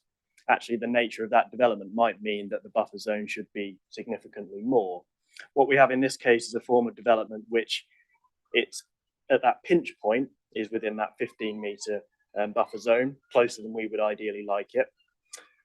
By and large, it's been designed in response to that with the appropriate buffer zones. But what you have, members, is a balance in the planning mix there that often happens where you've got competing constraints and considerations. So you've got the ideal buffer zone, but then you've also got an area of archaeological importance or potentially. And so at that pinch point, you have a slightly closer proximity between parts of the development to the ancient woodland. Now, that's something that needs to be taken into account and certainly not dismissed at all. But I think our professional assessment on that is that in the overall balance of the application, at that pinch point location, our recommendation is that that can be accepted because of the other ways in which it's been designed out. I think that's pretty much it from me, Chair, in terms of points of clarification, and happy with the case officer to take any further questions if appropriate at this stage prior to debate. Okay, I think we've asked quite a lot of questions. I appreciate those clarifications, but I think we'll move on now, members, to debate. who would like to kick off? Councillor Daly. Yeah, thanks. And thanks, Joe, there for your summing up. So I think, you know, this is a good example of our planning system working and working well. It's great to see that, you know, on those ecological matters, concerns are raised by the Wildlife Trust, by our own ecologists, and the applicant has responded to the point where those objections or holding objections have been withdrawn. What I like to see, because I'm the member for energy is a big thing for me, and I like to see this sort of approach where energy is sort of enfolded into the landscape, if you like, where a farm, as part of its viability, is looking at energy production as well as food production, but doing it in a way that's good for the environment. So we've got that big BNG uptick. I think that's a really big plus. Also thinking about production as well. So having the design whereby sheep can come on and you've got the grazing, so the land is still in use, and you're introducing animals into the landscape, which has all sorts of ecological pluses, as well as it's good to have animals in the landscape, in my opinion. So when we think of the pros and cons, and we looked at the chart up there of the negatives and positives, the positives outweigh the negatives, I think, considerably. There's considerably more positives with this than negatives. And it is the way we need to go into the future, in my opinion. But these developments have to be done properly. They have to be done well. And they have to be done with the community and the environment in mind.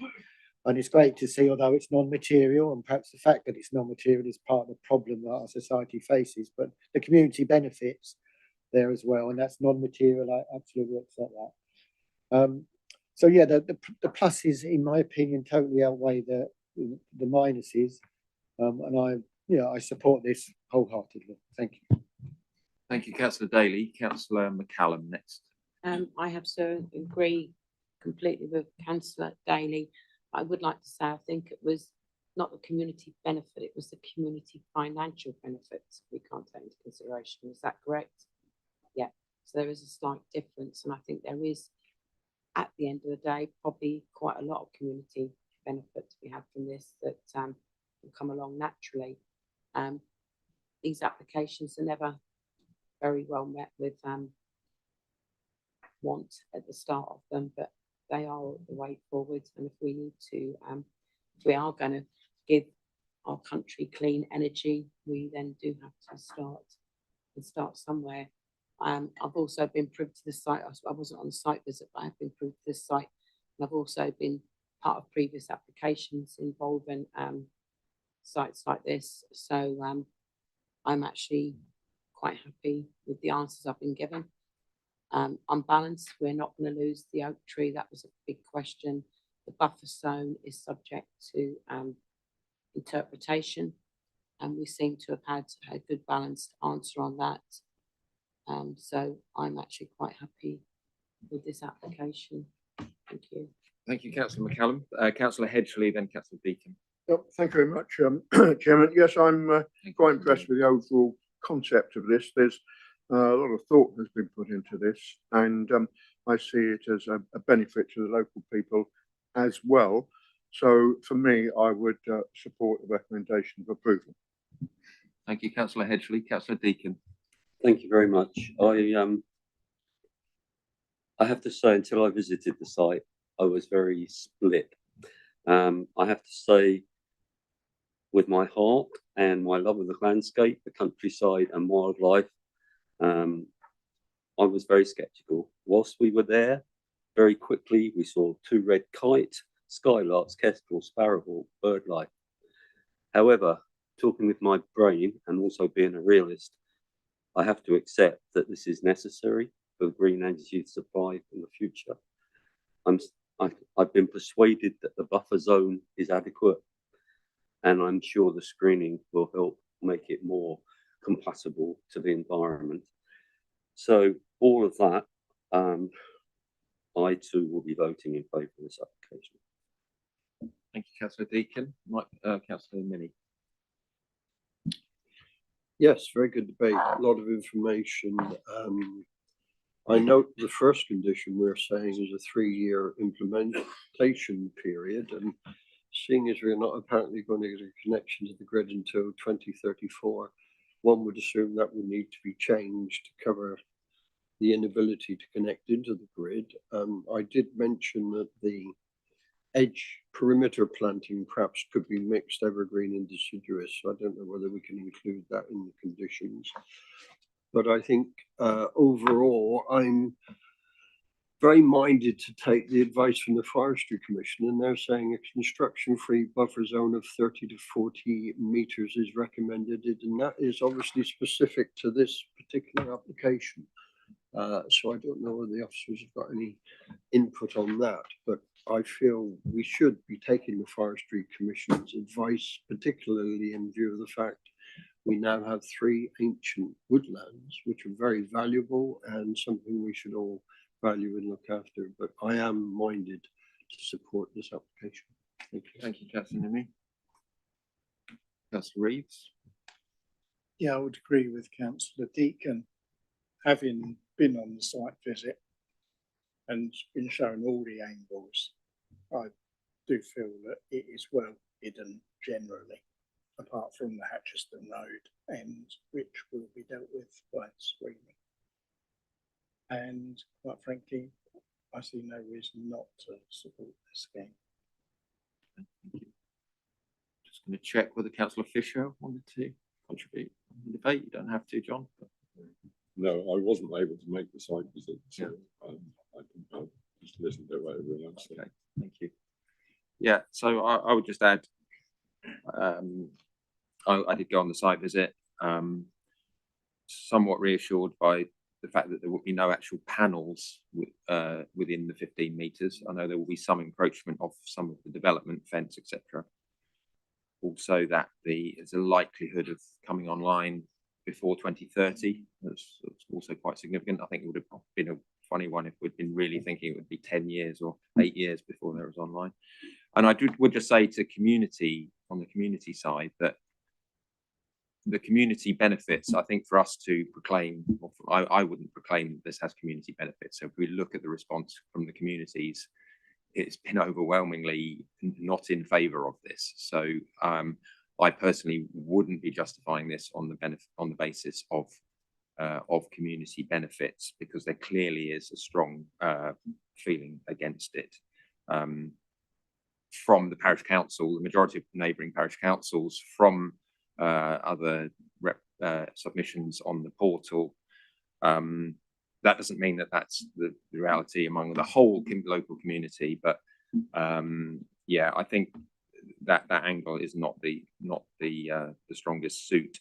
But all the other arguments that other members have made are very, very relevant, and I would personally, as chair, I do concur with that view. Councillor McCallum. So therefore, having listened to members, and I agree with you with the community, that's a very sort of debatable angle. But for me, on balance, listening to the arguments here today, I would like to propose this application for approval, please. Thank you, Councillor McCallum. I take it, Councillor Daly, would you like to second? So we're proposing approval of the application according to the recommendations and with conditions as set out in the report. Would all members supporting that please show? Thank you, members. That's unanimous. So that passes. Thank you very much. Thank you, members of the public, speakers and others who've come here today for your contributions. Thank you, officers. We will now take a 6 or 7 minute break until 10 to 3, just before we start the item 7. So thank you, members. If you can just hold on until Nicholas gives us the go ahead.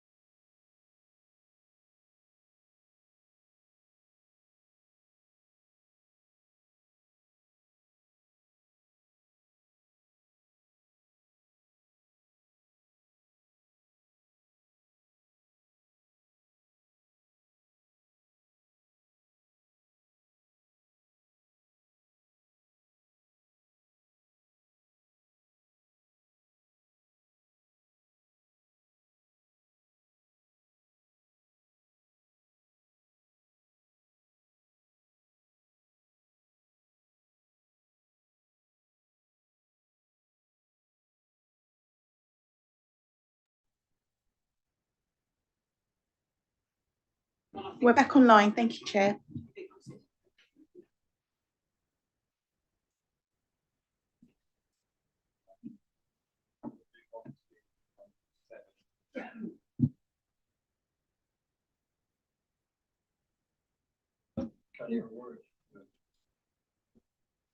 That go off. It was always on. Item 7, DC 251483 outline application, land off Yarmouth Road in Melton. Ross Burton again presenting this application. Over to you, Ross. Thank you, Chair. This application seeks outline permission for the development of land to the west of Yarmouth Road, which is to the north of Melton, to create a care village comprising a 64-bedroom care home, together with 40 assisted care bungalows in use class C2. And this would be alongside the provision of open space, a bowling green, car parking and access. The application is presented to Planning Committee as it is of significant public interest. The site has previously been the subject of 2 similar applications that have been previously refused, the most recent of which was dismissed at appeal. Both Melton and Ufford Parish councillors and Councillor Smith-Light have objected to the proposal. The application has received 37 representations, of which 36 object and 1 is neutral. This slide illustrates the site boundary, which is etched in red. The land to the west, etched blue, is in the applicant's ownership, but does not form part of this application. The site is located approximately 700 metres to the north of Melton and comprises 6.6 hectares of greenfield land that form the eastern part of a wider field enclosure. It is bound by Jews Lane to the north. Ross, hold on 1 second. Yeah. Councillor McCallum had.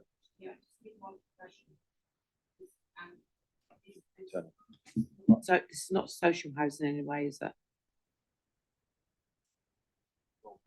No, it's not. No, it's care. No, yeah, the bungalows.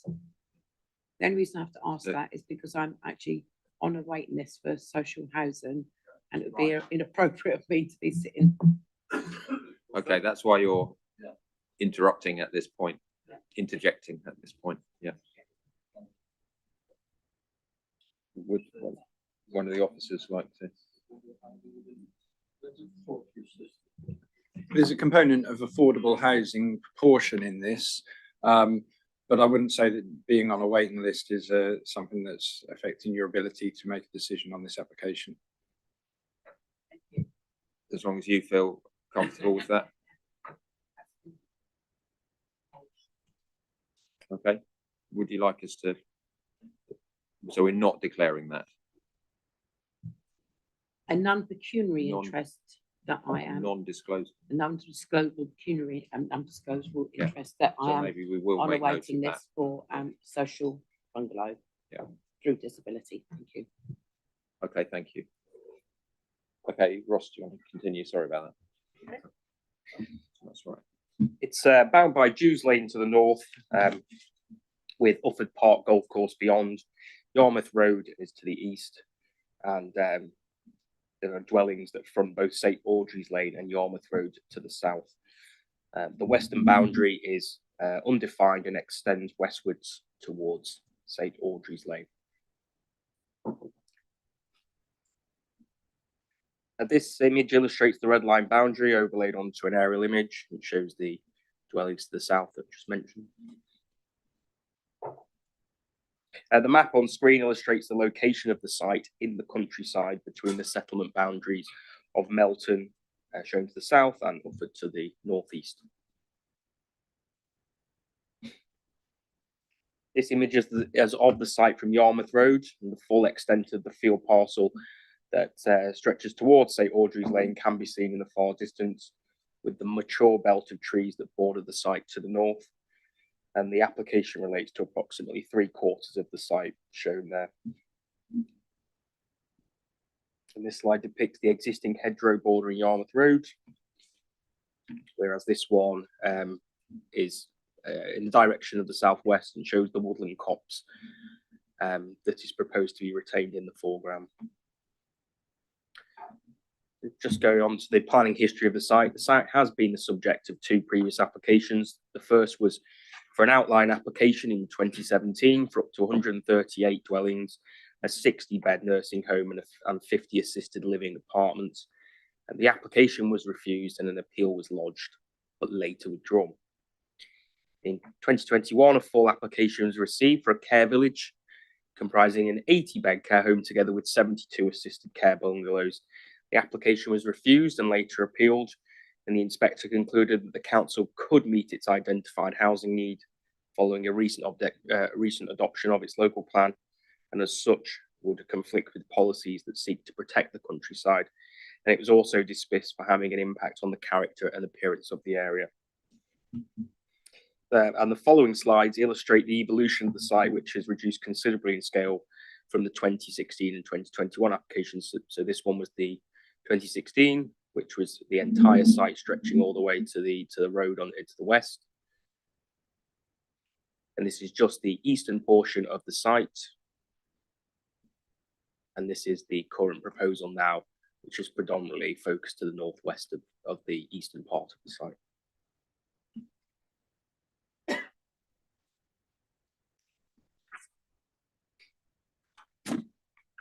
So the application is submitted outline with all matters reserved with the exception of access. And the illustrative master plan shows that the built form would be located to the northwest portion of the site with a strong landscape buffer along the western edge to the north and along its eastern boundary. A large area of open space is proposed to the south, which would double up to create a gap between the built form and residential boundaries of dwellings fronting Yarmouth Road and St Audrey's Lane to the south. The open space would also include a bowling green and sustainable drainage basins. The entrance would be located on the eastern boundary of Yarmouth Road and would include visibility space to ensure safe access and egress.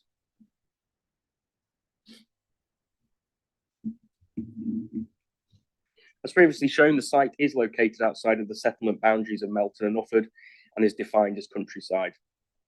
The provision of such specialist accommodation on this site does conflict with the requirements of both the Suffolk local plan, the coastal local plan, and the Melton neighbourhood plan.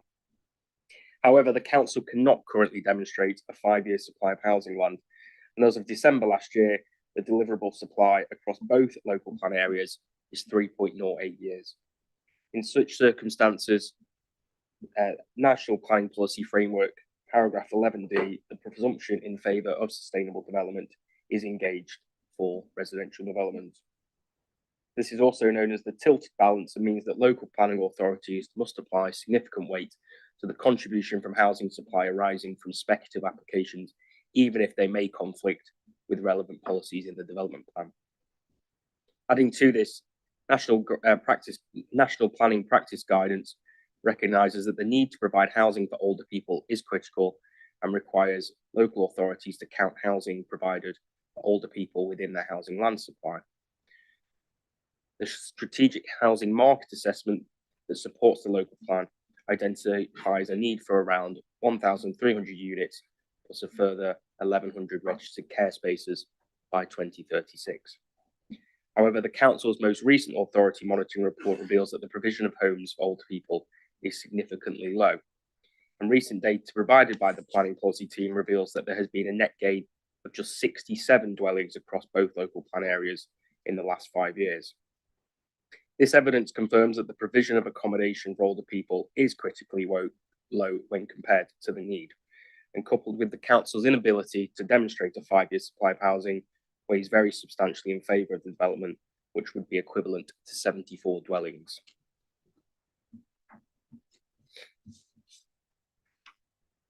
Landscape impact is a key consideration in the determination of this application, and the Planning Commission was partly refused on the basis that the development would have a major adverse effect on landscape character. The inspector in the previous appeal upheld this reason for refusal, identifying that the development would represent a significant incursion into the countryside. And whilst they acknowledged that some mitigation would be achieved, it would not be sufficient to ensure the development would become visually acceptable. And they concluded that it would not integrate successfully into the landscape, which would be fundamentally changed as a result. The applicant states that the key differences would be that the overall scale has been reduced, it would be set further back into the site to leave a good-sized area of open space between the entrance point and built form, and address the site frontage hedgerow loss by planting it behind the required visibility space for the new highways access. The applicant has submitted a landscape and visual impact assessment, which concludes that the magnitude of impact would be medium, balanced by the design of the master plan and its associated landscape mitigation. And assessed along this medium level of sensitivity, the applicant considers this would result in a minor to moderate adverse effect. However, after 15 years, once planting has matured, the magnitude is considered to reduce to low and result in a negligible to minor adverse effect.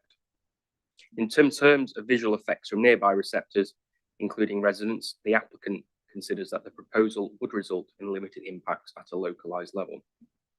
The landscape officer has been consulted on the scheme and considers that the development is as good as could be achieved on the site in landscape terms now. The landscape effects remain significant and adverse for the site itself and current landscape character, but such effects can now effectively be contained in visual terms to the site through the latest proposed landscape mitigation strategy. They recognise that the built form would be well set back from Yarmouth Road behind a woodland edge, with the northern and western boundaries similarly planted.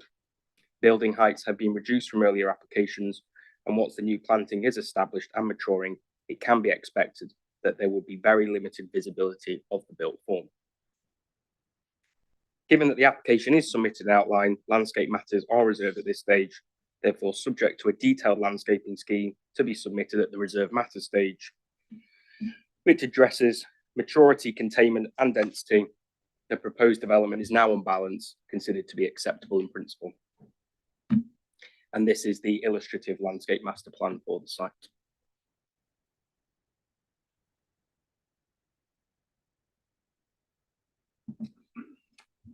The site is within flood zone 1 and the application is supported by a flood risk assessment and drainage strategy, which has been reviewed by the lead local flood authority.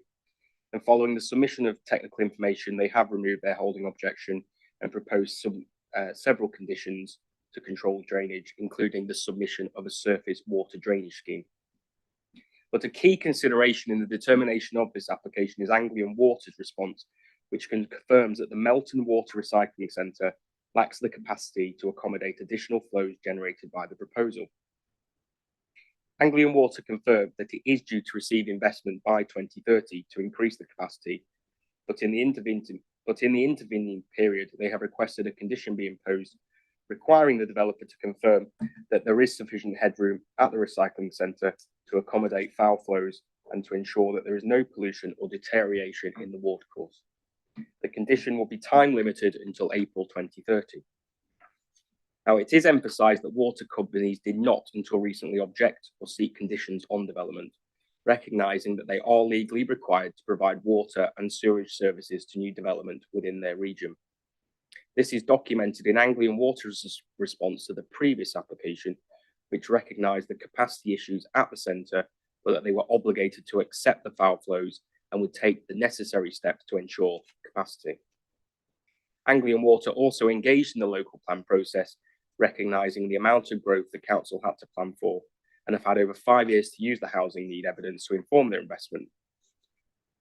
Anglian Water have cited recent increased housing requirements by government as one reason for their change in approach to be more restrictive and influential at the planning stage.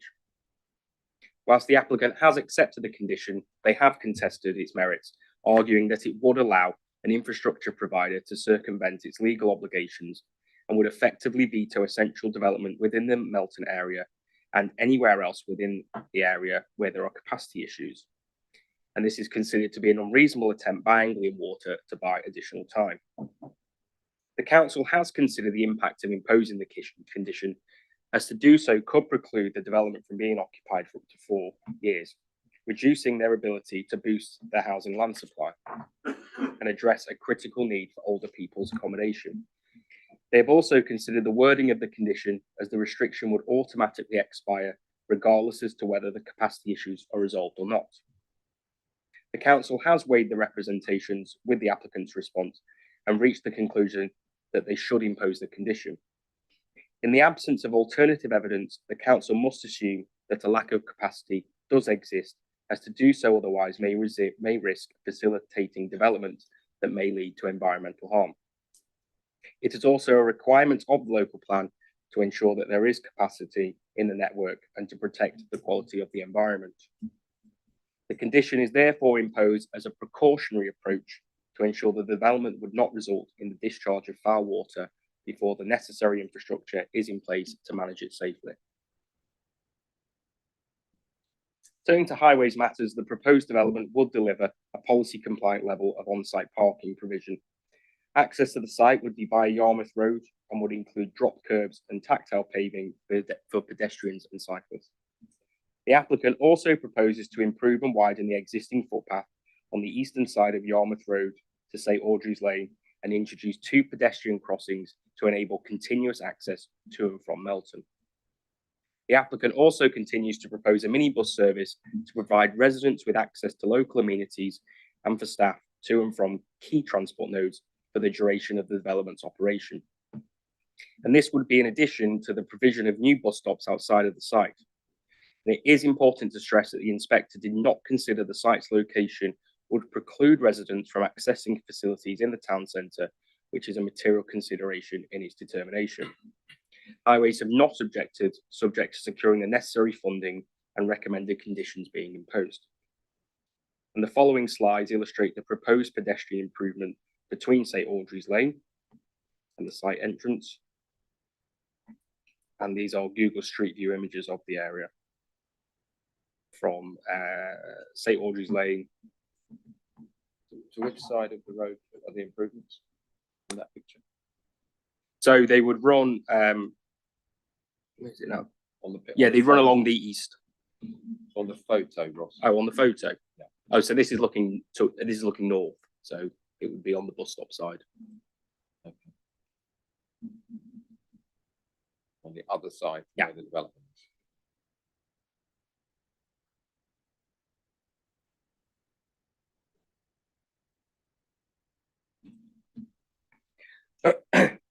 The applicant has agreed to the following provisions and financial contributions as shown on screen, which would include a policy compliant level of affordable housing. It is also highlighted that the local NHS Integrated Care Board were consulted and requested SIL funding to increase capacity at 2 local GP surgeries, as the size of the development would not warrant a specific 106 contribution. However, use class C2 is exempt from SIL charging. However, it is emphasised that SIL is collectible from other liable development to mitigate the effects of all forms of development collectively, and therefore there is no reason why the spending of SIL in this area for healthcare needs could not be justified as a result of the development.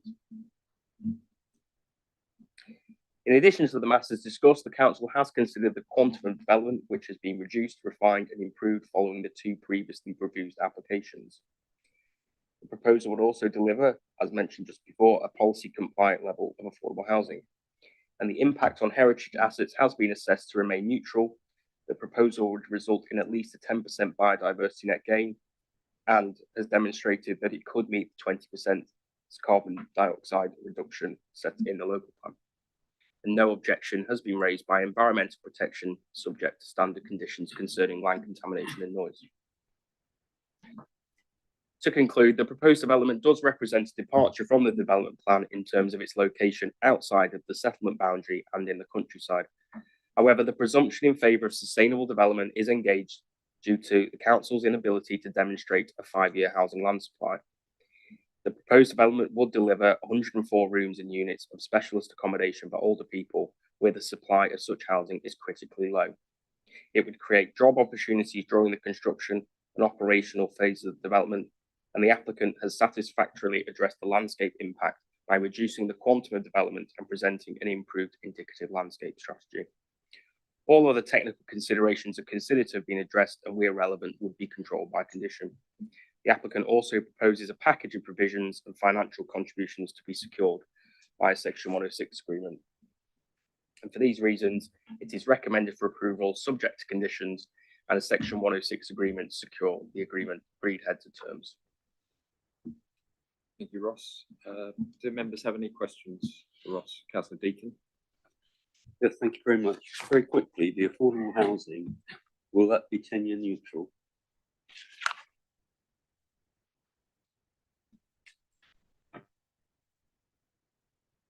Do you mean tenure blind? Okay. Is that? But Yeah, that is the I mean, you term. won't be able to tell the difference Yes. between that and, Yeah, I think it's just two different terms. okay, sorry. I think that's due to be, I mean, it's a reserve matters element anyway, isn't it? But we would expect consistent design amongst the open market and affordable, and it seems from the layout that that's generally the approach that's been put forward. Councillor Reeves. Just on the point made, the affordable housing, my understanding is that the site is mainly for over 75-year-olds. Would the affordable housing be limited only to that age group? Yes, that would be correct. Councillor Newey. Yeah, we're talking about the care home being a 64 bedded unit. Is that doubles? So does it mean we could have 128 residents within that care home? The assisted care housing that you just said will also be only over 75s.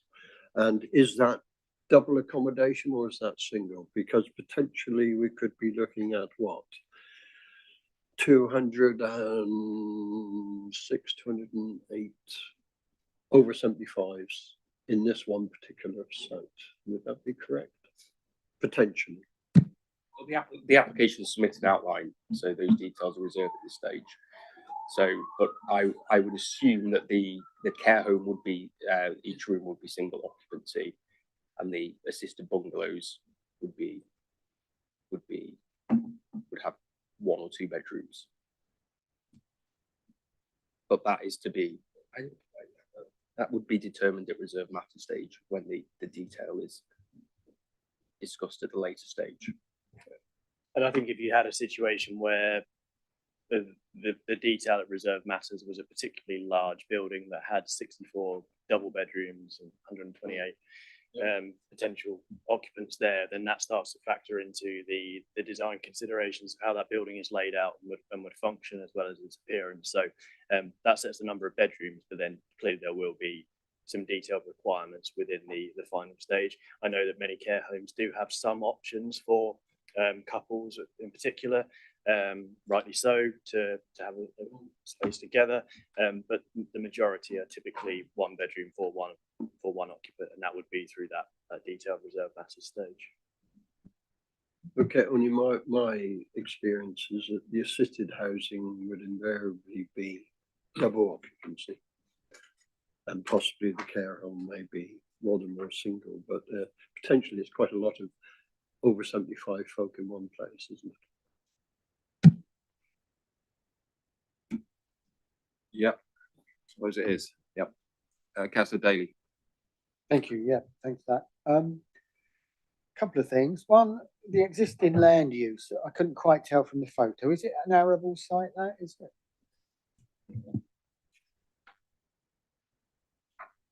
The mic's not on. I believe it is. Yes, it is. Yeah, it's agricultural land. The 10% BNG, will we, as you know, I know it's outlined at the moment, but through the process of it, will we be looking to increase that when we're talking about the type of planting that we made and the green space and all the rest of it?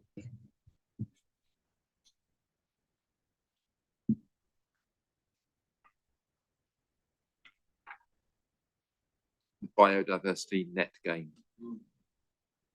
Well, the applicant is required to submit a biodiversity gain plan. Go on, Ben.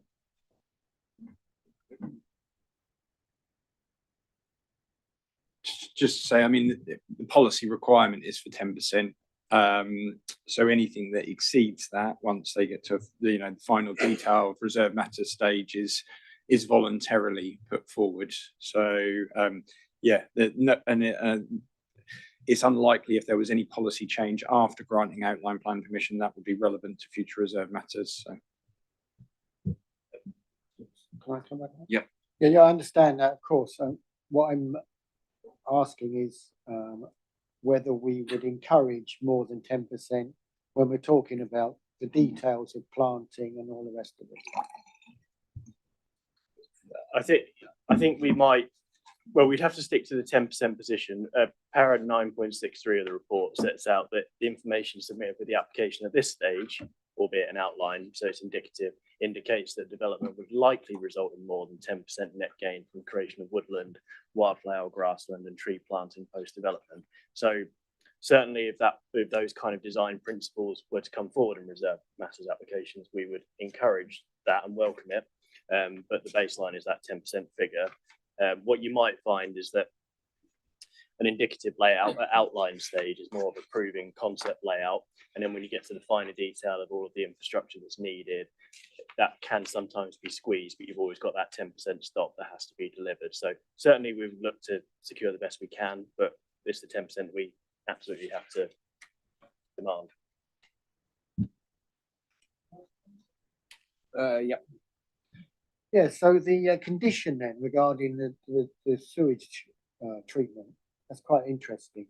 And that's obviously going to be a factor of other ones, I presume. So, yeah, that's within our purview then to do that. And there will have to be a guarantee then that the sewage will be going into a proper facility for treatment. Yeah? So just to provide some wider context on that, I think we are in quite a different time at the moment in respect of how local planning authorities are interacting with water companies across the whole country. We are seeing the water companies recognising the pressure of housing growth and maybe some of the political pressure that they're facing on how they deliver the necessary service that they have to provide. And the well-established approach has very much been that developers pay to connect to the sewage treatment plants. They pay directly to water companies to ensure that there is capacity increased.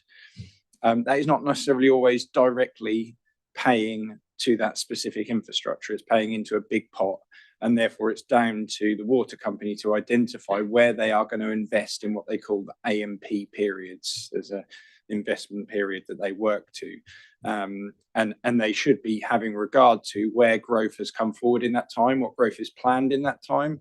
And the good thing is we do local plans that look well ahead, beyond 5 years. We look to 20 years, and we get, accurate, up-to-date information every year on our 5-year supply of housing, and that should be guiding where the water companies invest.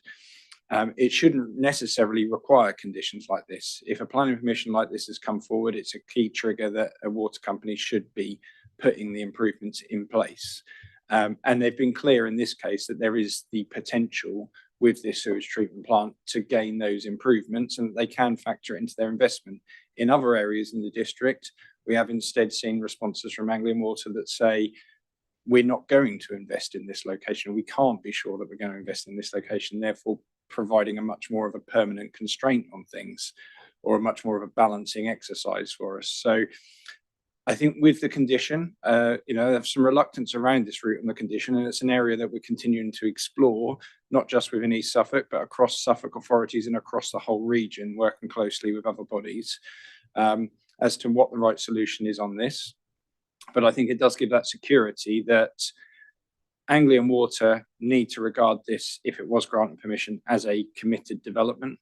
They need to plan around it, and there is some security with the condition that the development can't be occupied and add to those flows in that time as well. The other thing I would stress as well with this is, as we know, with many of our water treatment, recycling centres, etc., we are finding some of the capacity issues are a result of stormwater flows, and that's where effectively your stormwater, your surface water, is getting into the shared sewers and is inundating the flow of sewage into those treatment works. The good thing about developments that are coming forward today and have been over recent years is that we deliver sustainable urban drainage systems, and we contain surface water on developments to ensure that it doesn't feed into off-site sewers.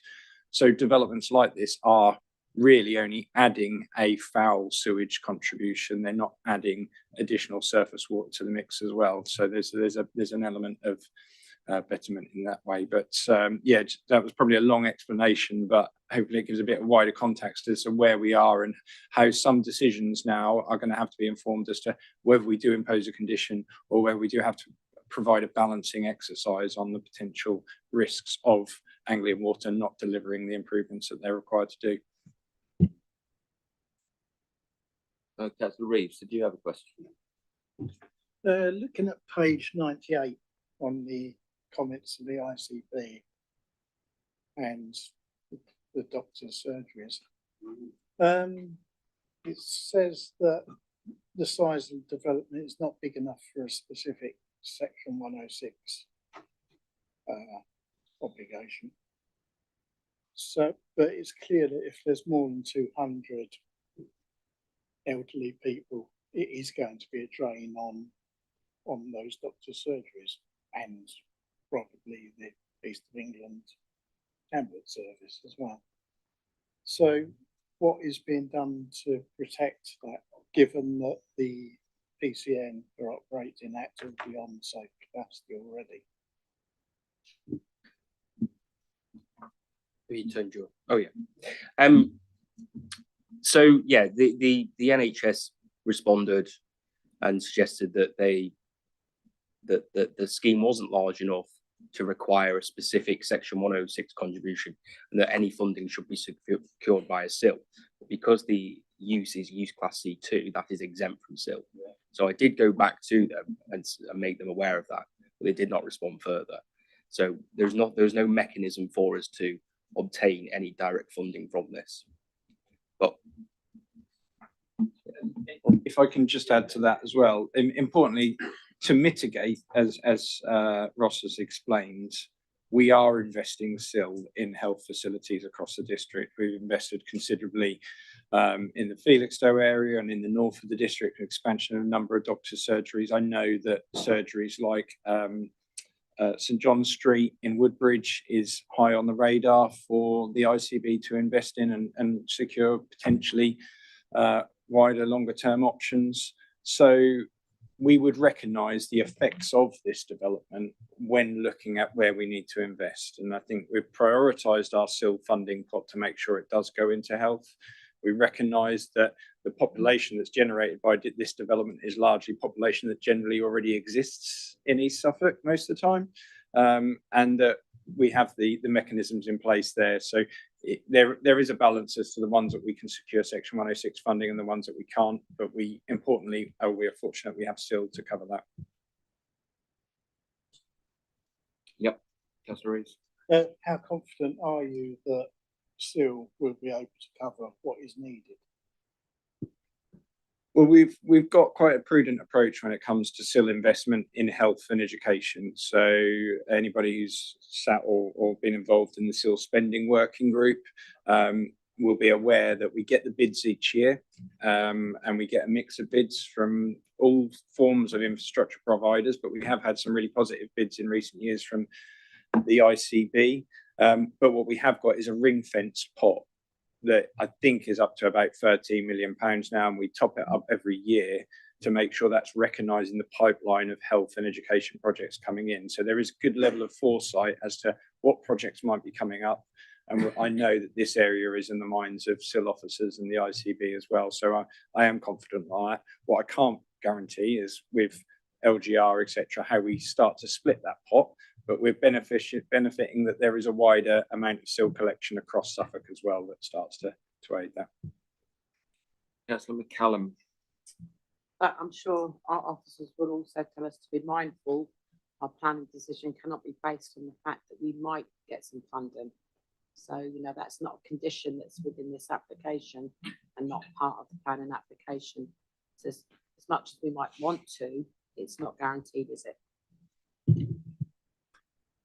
What it very much depends upon is the Integrated Care Board coming forward with bids and the spending strategy, award-winning spending strategy that we've got, and our annual infrastructure funding statement process gives us a good understanding of the fact that we can invest when those projects come forward. Okay, thanks, Councillor Nimi. Thank you, Chair. I note that we have apparently Melton and Ufford have neighbourhood plans. Did either of those plans show a great need for care home demand within their settlements? And if so, did they identify any sites within those settlements where a care home could be provided? Because I note that they both object that this care home is being located in the countryside, way outside of their own settlement boundaries. Firstly, the site is within the Melton neighbourhood plan area only. No, there is no specific requirement set out in their neighbourhood plan.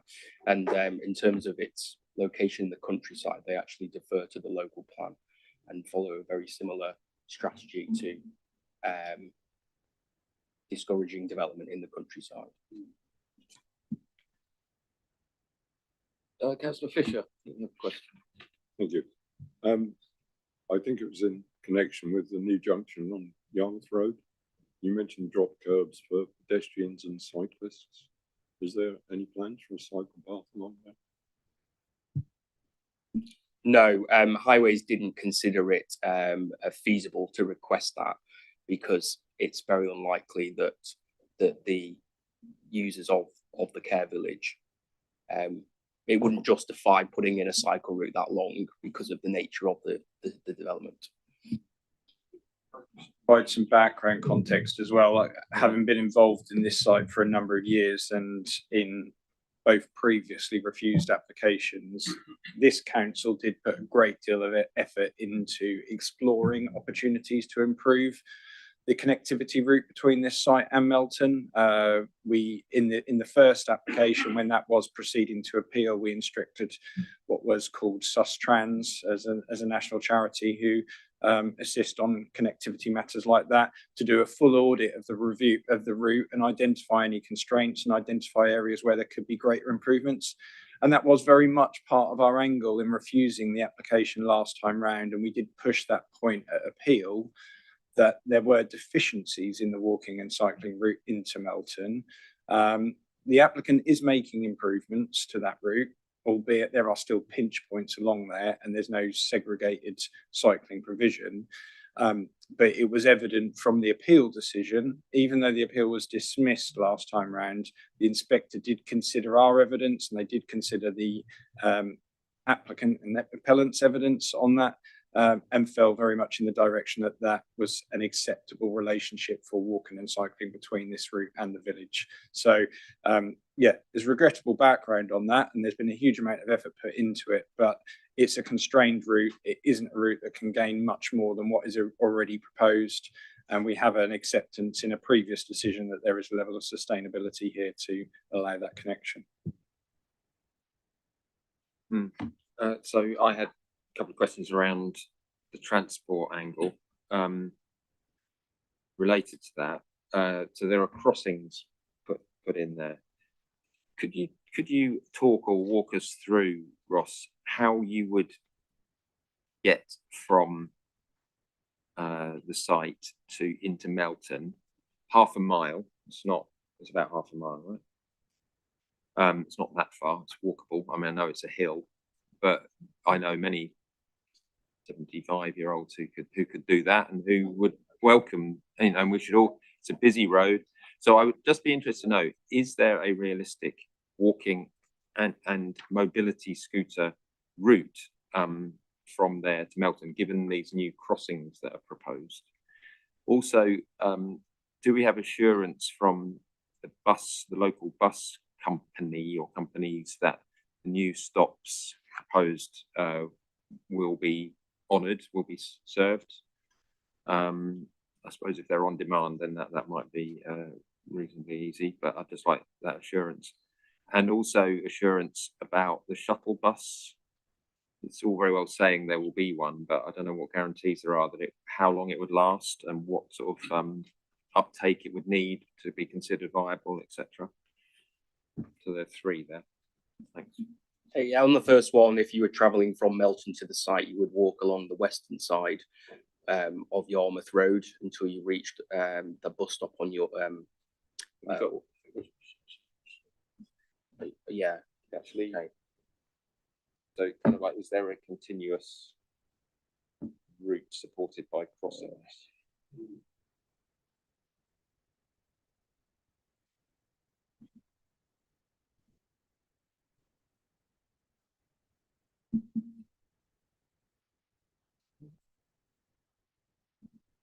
Okay.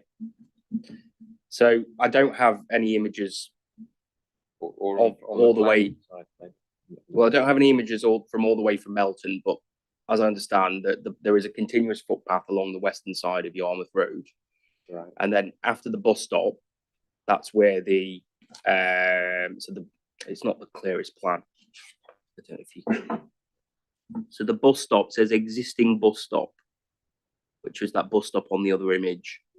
And the pedestrian crossing is where my cursor is on the middle image. Sorry, it's really small. Don't know if you can just see that. Yeah. And then you would walk along the eastern side, and then there'll be the tactile paving. Carry on, and then let's move to the image on the left. You go all the way along, and then you would cross over again to the western side to then enter the site. Okay. Which is over there. On the bus stops, I'm not entirely sure on the funding mechanisms for that, but I could certainly answer on the minibus that would be secured by the Section 106 agreement, and that would be for the operation of the development. It would function for the entirety of that, and that is drafted that is set out in the draft 106 agreement. Are you on the second one, buddy? Yeah. I haven't got it immediately to hand, but I don't believe it's necessarily proposing new stopping points, but it's a contribution that's sought by the Highway Authority that the applicant has agreed to improve bus stops. So I think that's the correct thing, isn't it? It says there's money for new bus stops, for a TRO. No, I do believe it is for. Financial contribution amounting to £5,000 towards a bus stop traffic regulation order and 1.2 million per annum to monitor the travel plan. The bus stops are Yeah. shown in that. Is that right? The yellow ones there. There. Ben. So just to be clear though, so they would be new bus stops, or they're on an existing route, and presumably they would be sort of on demand. So if there's somebody there, they would, yeah, as I suppose most bus stops are. Okay, so that's correct. Yeah, that's secured. Yeah, yeah. Councillor McCallum, thank You, you. I kind of like what I need on from what you've just said, and I almost want to ask for a deferral of this application to get further information, because £5,000 isn't going to pay for a bus stop. It's a for the traffic regulation order that's looking at bus stop. So I would like to propose, given the reason this application is in front of us, it's been put in front of us because the head of planning services referred this application to planning committee for determination, because in their opinion, the application is of significant public interest, would have a significant impact on the environment, or should otherwise be referred to members due to its significance in some other response. Further details and summary. And I personally feel that we're not getting, through no fault of a fantastic presentation, the answers to the questions that we're asking before we're even going into debate. So I have already issues with the application. Can you switch your mic off? So so the money for a TRO, for a traffic regulation order, to put those in. I don't know, officers, if you can clarify at all about this. I mean, I was reasonably reassured by that. Yeah, I mean, I think it's a replica of what was proposed in the previous application and the previous appeal. So, we can better clarify that as we move along, but we can't vote to defer this until we're in the debate stage of things, if that was desired. But I, by all means, I can draw your attention to specifically what the inspector said about identical proposals in this area for bus stops for connectivity and the likelihood of people utilising the sustainable connections here. What I want to avoid getting into is a complete reconsideration of matters that have already been in front of the planning inspector and had some testing in that way. Joe, did you have something? Yeah, thank you, Chair, and thank you to Ben. I think probably what would be helpful is to actually reflect on some of the content of the appeal decision, and not all of it, but in respect of obviously the summary that Ben Warner gave earlier on. Clearly, we'd advanced the previous position around concerns in respect of the connectivity of the site and it not being sustainably located. And the inspector concluded from paragraph 16 onwards, and I will just read out a few paragraphs if that's okay. Yep. I accept that not all future residents would be able to walk or cycle into Melton Town Centre to access facilities. Nevertheless, for those who are able, the site is within an acceptable walking distance, and the improvements to the pavement would ensure that the route was largely suitable. I note the pinch points and the need to cross the road at certain points. However, I consider that this would not severely preclude residents from accessing the facilities by foot or even cycle. For those residents who do not wish to walk, although I note the council's view that the existing bus services can be patchy, the site is nevertheless sited on a bus route, and there will be the provision of new bus stops outside the site. In addition, the provision of an additional minibus service from the development would help to mitigate this and encourage other residents to access local facilities. So I think when we reflect on the scrutiny that our position would have had at that appeal inquiry, where we really advanced a strong position around that connectivity and the claimed unsustainable nature of the site location, this is probably one of those matters that has been so robustly tested that if that was to be a concern now, it's really not one that members can probably advance with any strength.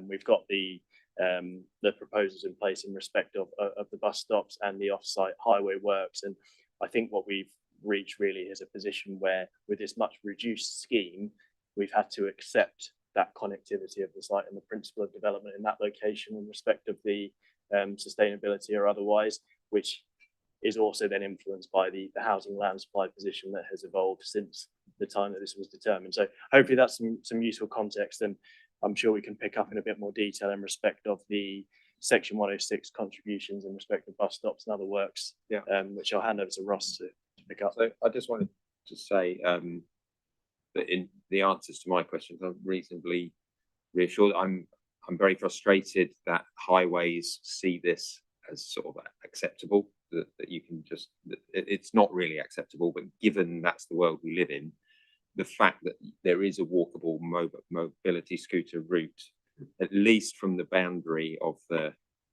sort of Melton town boundary to the site with two crossovers, I think in the world we live in that's about as good as we can get, but there should be more imagination put into alternatives to the car on a busy road like this. So I'd Councillor like McCallum, do you have a I'm just going to question? thank Ben and Joe for the clarification. It gives me a bit more comfort that you're happy with it. Given your experience, I'll leave the rest to debate. Yeah. Okay. Last question, Councillor Reeves.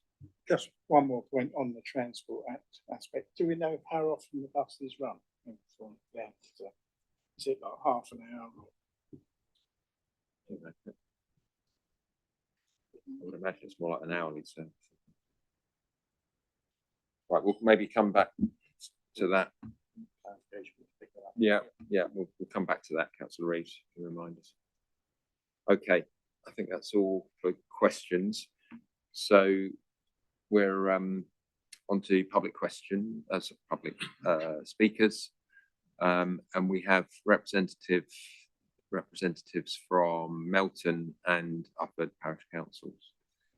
Can we have separate? Yeah. So Nigel Brown from Melton Parish Council. Hello, Nigel.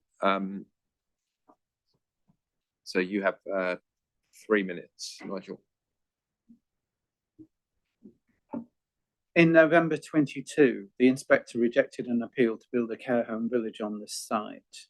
The proposal conflicted with local and neighbourhood plan policies against building in the countryside and for the preservation of rural landscapes. The benefits of the proposal were outweighed by the harm caused in relation to the character and appearance of the area. So what's changed? Well, we know that increased housing targets has led to the imposition of the tilted balance in favour of development. But tilted balance doesn't mean free for all. Neither does a shortage of elder accommodation in other parts of Suffolk mean we must accept this development here, where our health service is strained beyond breaking point, providing to the 10 care homes and assisted living facilities in the Woodbridge and Melton area. Furthermore, because this development does not provide any SIL funds, ESC will have to provide additional funding from its district SIL, raised on other developments for the extra healthcare services needed. Yes, the proposed development is a little bit smaller, a little bit less visible, but clearly the urbanising effects would be the same. Traffic at Melton Crossroads roads has worsened, and there have been 2 significant accidents on Yarmouth Road within yards of this proposed development in the last 2 months. More traffic and another entrance with a right turn across the road just after the blind bends on either side will not help. And by the way, the old people walking to Melton would have to cross the road 3 times. A lack of adequate drainage proposals was an issue at the time of the appeal, and the abortive infiltration tests carried out by the applicant's consultants don't inspire confidence this is being considered seriously. Most importantly, Anglia Water tells you that it doesn't have the capacity to take the foul drainage from this site. The planning officer proposes to deal with this by a condition that the site is not occupied until 2030. But what if the capacity is still not available? Are you going to accept more sewage discharge into the Deben? We in Melton think this aspect should not be a condition, but rather an additional reason for refusal. Finally, were this proposal to be approved, can someone please explain to citizens of Melton why a care home village should be built on prime agricultural land in a rural setting with difficult access to limited services in Melton, when down the road in Woodbridge, a brownfield site, the former council office, within yards of much greater facilities, lays idle in a pile of rubble? That's it. And by the way, the bus service, it's hourly. Yes, I guess it was probably about hourly. Councillor Brown, thank you. Do members have any questions? Councillor Nimmy, just a question. I did question whether your neighbourhood plan, when you were doing it, and we know it to be a lot of work, did you identify what the actual need was of your existing population to be able to downsize or move into a care home amongst your population? And I note you say there are 10 care homes already in the neighbourhood, so one would assume they would have been available to move to. Thank you. First of all, the 10 cares in the neighbourhood reference was to what the health service said about this proposal. There's a letter, and they talk about the 10 facilities they're servicing already. In the Melton neighbourhood plan that was adapted in 2018, I think that it wasn't given maybe as much concern as it should have been. We're at the moment looking at it. We're revising our neighbourhood plan at the moment. The site that was put forward for development in Melton as part of the 2018 plan was for housing and hopefully some social housing, which is another need for Melton in terms of more young people. But we will be considering the issue. What I say, and I speak as a person in the target market group, actually most people want to stay in their homes as long as possible, and there isn't necessarily the evidence of the turnover of people wanting to downsize that the applicant suggests is there. Thank you. Okay, thank you, sir. Could you take your seat again? Thank you, Councillor Brown. And then we have Vincent Smith from Ufford Parish Council. Councillor Smith. Hello. So, Councillor Smith, you have 3 minutes. Thanks. Thank you, Chairman. So I'm Vincent Smith, and I'm the current chair of Ufford Parish Council. And I'd like to make just 2 points on this application to follow up from our letter of objection. First, and as has already been said, this development is in the countryside and it's on the last remaining agricultural field between Melton and Ufford. I went past it yesterday, it has maize in it. Our neighbourhood plan made just a year ago and approved both by your council and by the planning inspectorate clearly states Ufford will maintain its distinctive and separate identity, protecting the spaces between us and neighbouring villages to prevent coalescence. Now, this principle, as I think has already been deferred to, was expressly recognised by the planning inspector in the November 22 decision, that was then in draft, as a reason for refusing permission to develop this land. Nothing physical has changed since that time. So this application flies in the face of that principle and will cause yet another piece of Suffolk farmland to disappear forever. And my second point is on infrastructure and specifically on sewers, as you heard.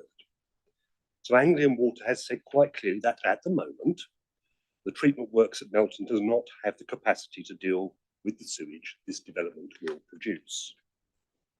Now, the applicant solicitors in their January 26 letter point to a paragraph in national guidance which says that despite this, you must assume that the Melton works will be able to cope, and that Anglian Water has produced no evidence that it will not. But Anglian Water own and operate the works, and they know what its capacity is.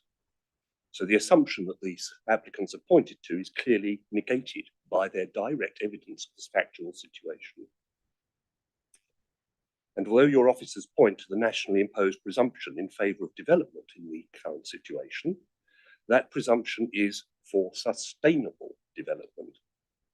A proposal such as this, which will, on current facts, lead to sewage being discharged into the River Deben, cannot be sustainable. And so the presumption cannot apply at the moment. I urge you to refuse the application. Thank you. Thank you, Councillor Smith. Do any members have any questions? Councillor Daly. So you're not encouraged at all by the condition we've been talking about then in terms of the sewage? I'm afraid not, and I'm afraid that's born from experience. We've had some difficulties with Anglian Water in the village of Ufford over the last year or so. In particular, there is a sewer which runs from Ufford Park Hotel, so more or less opposite this development, a little bit up the road, down through Ufford and then into the Melton Sewage Works by a rather circuitous route. That overflowed last year. We had raw sewage coming out of manholes onto the recreation ground, which is owned by the parish council, and it took Anglian Water some significant time to sort it out, frankly. So I must say that from that experience, I would suggest that you insist that the work carried out at the sewage works before the permission to develop is given.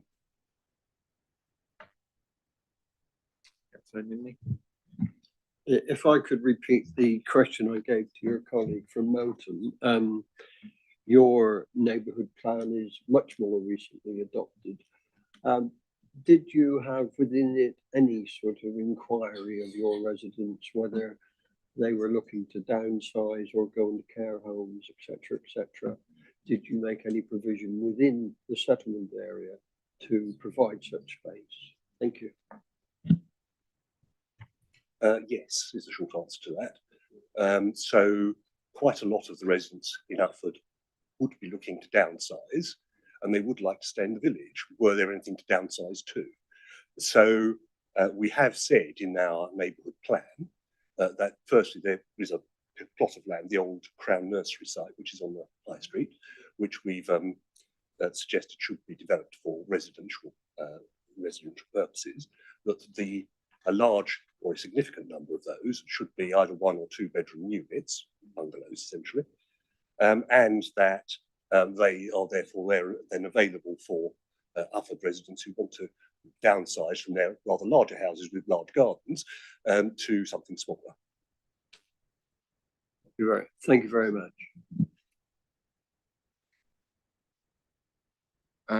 Okay, no other questions?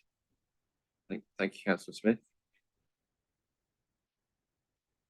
So we now have I believe the applicant's agent, Richard Brown, attending via the screen. happening, Agnes? Yeah. So, Richard Brown, are you online? Can you join us? Yes, hopefully. Can you hear me? Yes, we can hear you and see you. So you Lovely. have 3 minutes to address the committee, sir. Thank you, Chairman and members. My name is Richard Brown. I act for the applicant. East Suffolk has an ageing population and increasing demand for specialist care and assisted living. The evidence is overwhelming. It is confirmed in the officer's report at 9.6 that the SHMA identifies a need of approximately 1,300 units of care accommodation plus 1,200 care home bed spaces by 2036. The proposals provide a care home and assisted care bungalows, allowing residents to remain within their local community as care needs change. National planning policy guidance, which is the government's policies, considers that the need for providing homes for the elderly is critical. They don't use those words lightly. There is also a deficiency in the 5-year land supply, indicating that development sites are needed and are needed now. But the lack of a 5-year land supply also confirms the presumption in favour of sustainable development. The case officer at paragraph 9.11 of his report fairly concedes that the current local plan has not delivered any significant care homes or care accommodation. There will be reduced pressure on existing housing stock. There are 3 important points to be made. Assisted care accommodation can free up larger family homes elsewhere in the district. The development provides specialist accommodation, not generally delivered through the standard housing market. And my clients are actively engaged with a care home operator who runs a successful care village in the area, and he is awaiting the outcome of this planning application. There has been a lot of talk, which I've listened to, with regard to the recent appeal decision. The inspector was unequivocal in her opinion that the site is in a sustainable location, being close to Melton and Woodbridge. The provision of walking and cycling, they are important with what is being done off-site, but it's also important to remember that the residents are 75 years plus when the provision of a minibus for the duration will be important, not just for use by residents, but also staff. National planning policy requires decision makers to weigh adverse impacts against the benefits of a proposal. The care home village delivers significant benefits. The proposals offer an opportunity to meet the growing care need within East Suffolk, whilst enabling older people to remain independent and connected to their community. There are no technical reasons why this planning application should be refused, and for these reasons, the benefits of the scheme, in my opinion, weigh strongly in favour of granting planning permission, and I would therefore invite you to support the proposals. Thank you, Mr. Brown. Thank you, Chair. Do members have any questions for Mr. Brown? Councillor Nimney. Could you tell me the logic for developing a site which will bring massive demand on our health service, because you've chosen an age to start at, which is actually 75, rather than say the retirement age of 65. And it wasn't clear, because we don't know yet, how many residents you would have of that age on the site, but it could well be 200 folk. Why is the 75 age selected rather than the 65? Thank you. I think I mentioned previously that my clients were engaged actively with a care home operator. And the idea is that from the bungalows, that residents are able to go into the bungalows, which, as I said, frees up existing houses. And whilst residents are in the bungalows, they're fully entitled to use the facilities in the care home. There will be a minimum package of 4 hours per week, but clearly we've chosen an age group that we believe needs particular care and assistance, which is why we're very content with the proposed age restriction at 75 years. So it's just a choice that you and the applicant have made based on yes the sort of yes perceived demand. Yes, because when people get to 75, that they're in need of care, they're in need of professional help. The problem doesn't go away, and they do need assistance.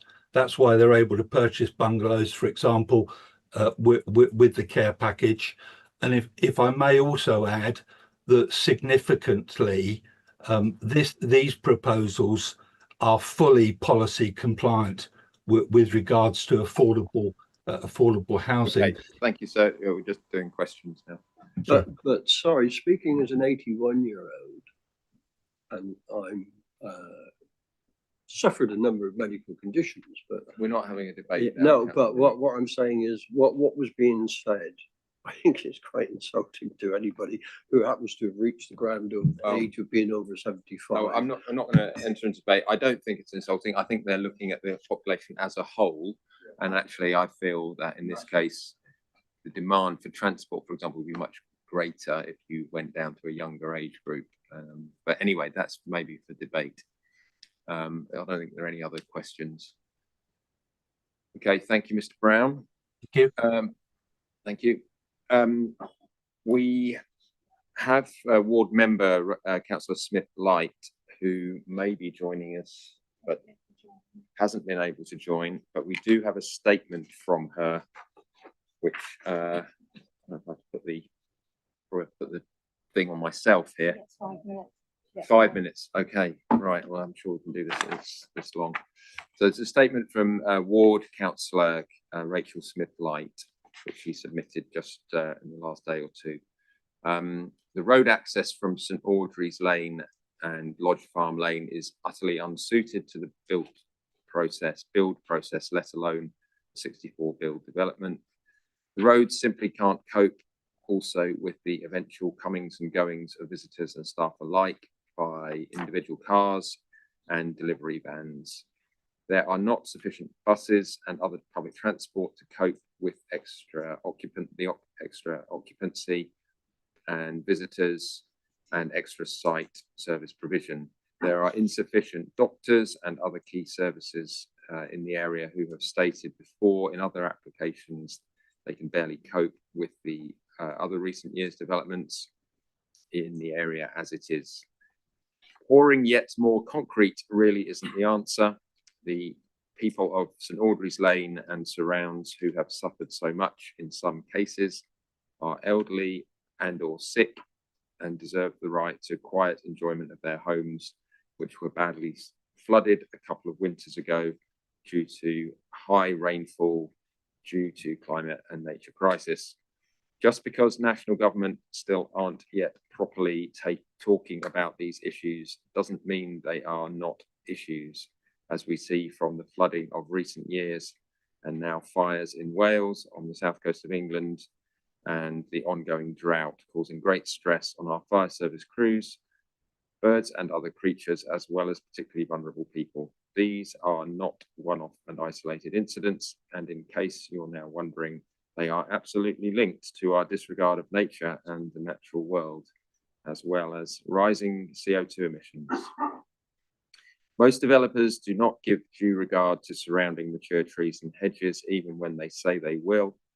There are some truly stunning, iconic mature oak trees on St Audrey's Lane, which have TPOs and support around 2,500 species of birds and insects.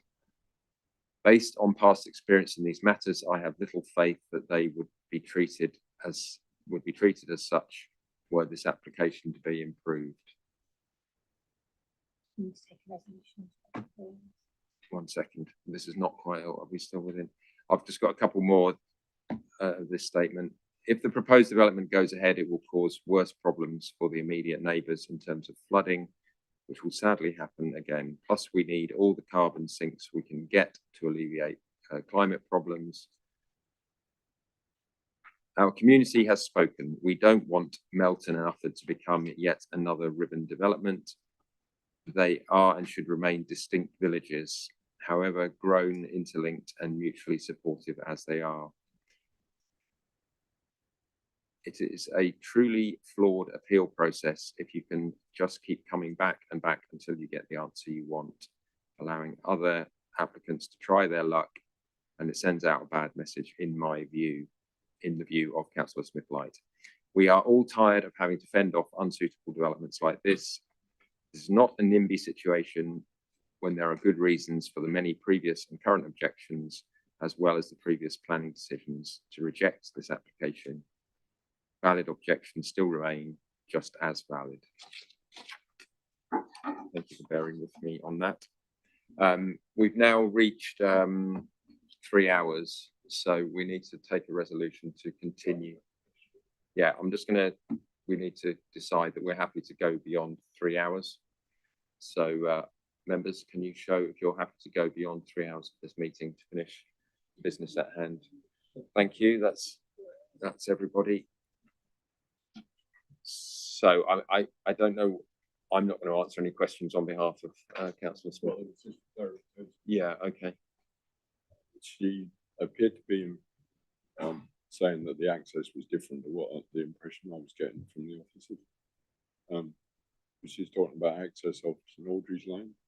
Is the access not of Yarmouth Road?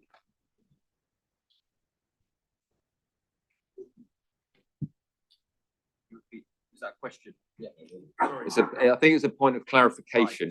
In the statement from Councillor Smith-Light, it appeared to be a different access point. St Audrey's Lane.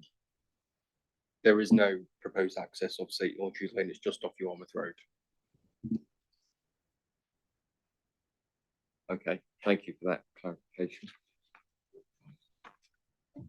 Okay. So any clarifications from officers on the various exchanges and statements there have been? Thank you, Chair. I'll hand over to Ben Warner in a moment to cover the point around need that's come up in some of the representations, but just a couple of points. There was an earlier question about the bus service, which is number 64. The gentleman that spoke earlier was correct that that's an hourly service. It runs to Wickham Market, Saxmundham, Aldborough, Woodbridge, Martlesham, Ipswich, and inclusive of Ipswich Hospital. In respect of bus stops, there is a financial obligation for £5,000 that is secured through the Section 106 agreement, and that's to fund the traffic regulation order to deliver the proposed bus stops on the B1438. But then there are also planning conditions recommended to require the details of those bus stops in terms of their actual physical construction, precise location, etc., to be submitted and approved by planning authority in the event permission is granted. And then the delivery of those is also secured by condition and would be subject to a Section 278 agreement with the County Council, in addition to all of the other off-site highway works, inclusive of works to the pavement, etc., and the connectivity improvements that are needed. So hopefully that bottoms out all of the detail in that respect, and I'll hand over to Ben Waller on the point around the need, and I believe we've got a few additional slides to share on that, Chair, and if we can just get those loaded up. Thanks, Joe. Yeah, I just wanted to sum up a little bit on the ageing population and the needs that we're facing here. I know there were some specific questions around what the level of need was very locally in Melton and Ufford, etc. But I do think that we need to be mindful of where we sit as a district and, to be honest, as a nation as a whole, with a very aging population.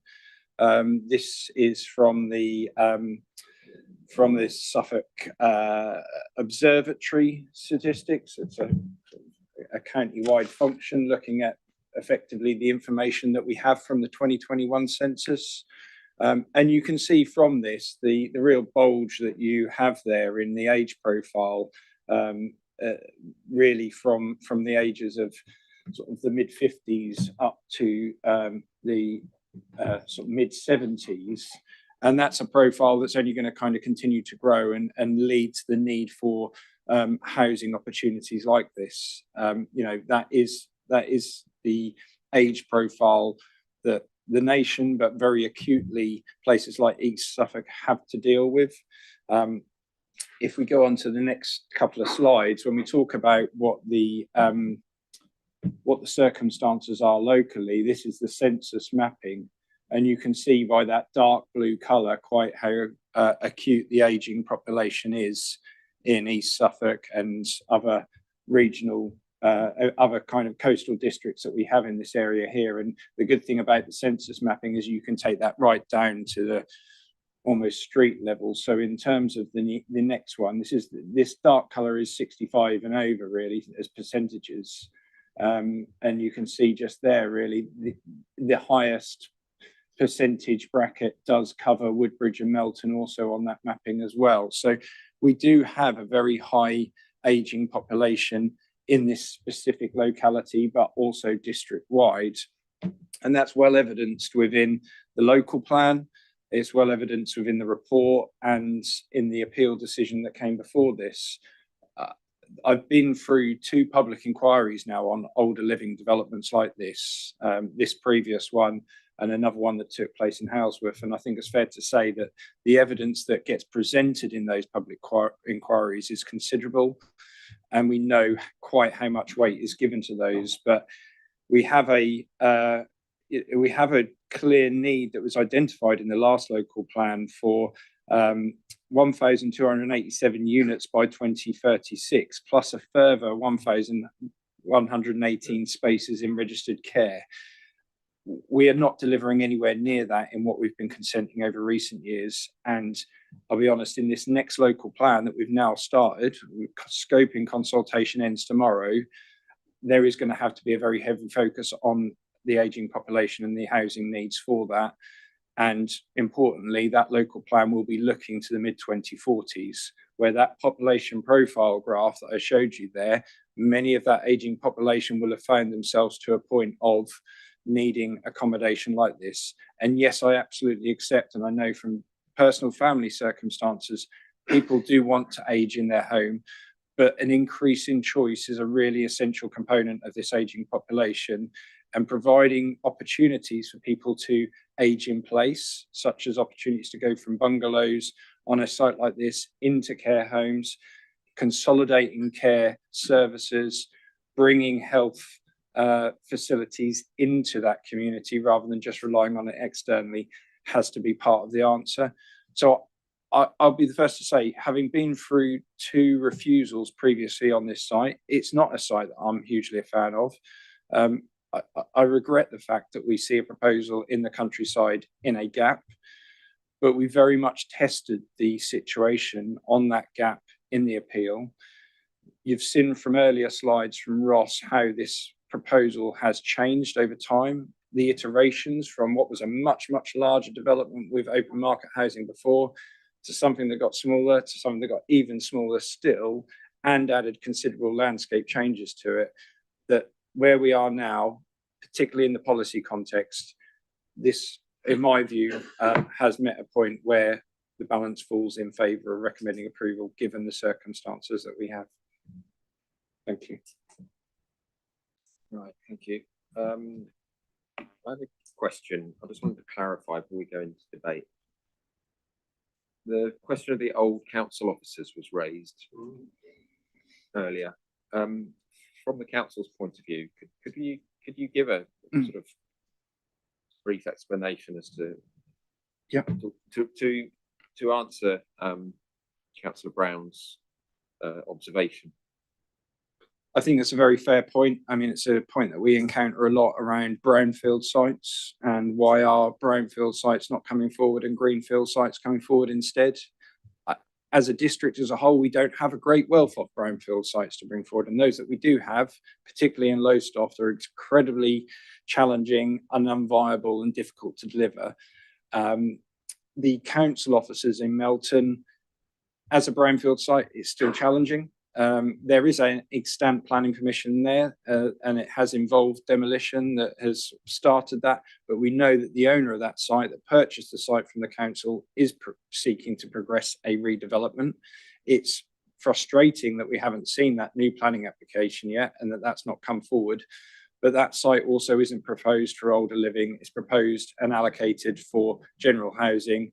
And we expect to see that in the near future. I think it's important for context, but we're not here to compare sites between each other. No, it's an answer to the question which I was asking specifically because that example was raised, Councillor McCallum. If you're querying the validity, I think it's come directly from the public speaking. Was uncomfortable with that whole bit. Well, I think it's context. It has no bearing on this particular. But I think rather than leave the idea hanging in the air as to, well, we could do that, I think we now have a clear understanding that they're not really comparable sites.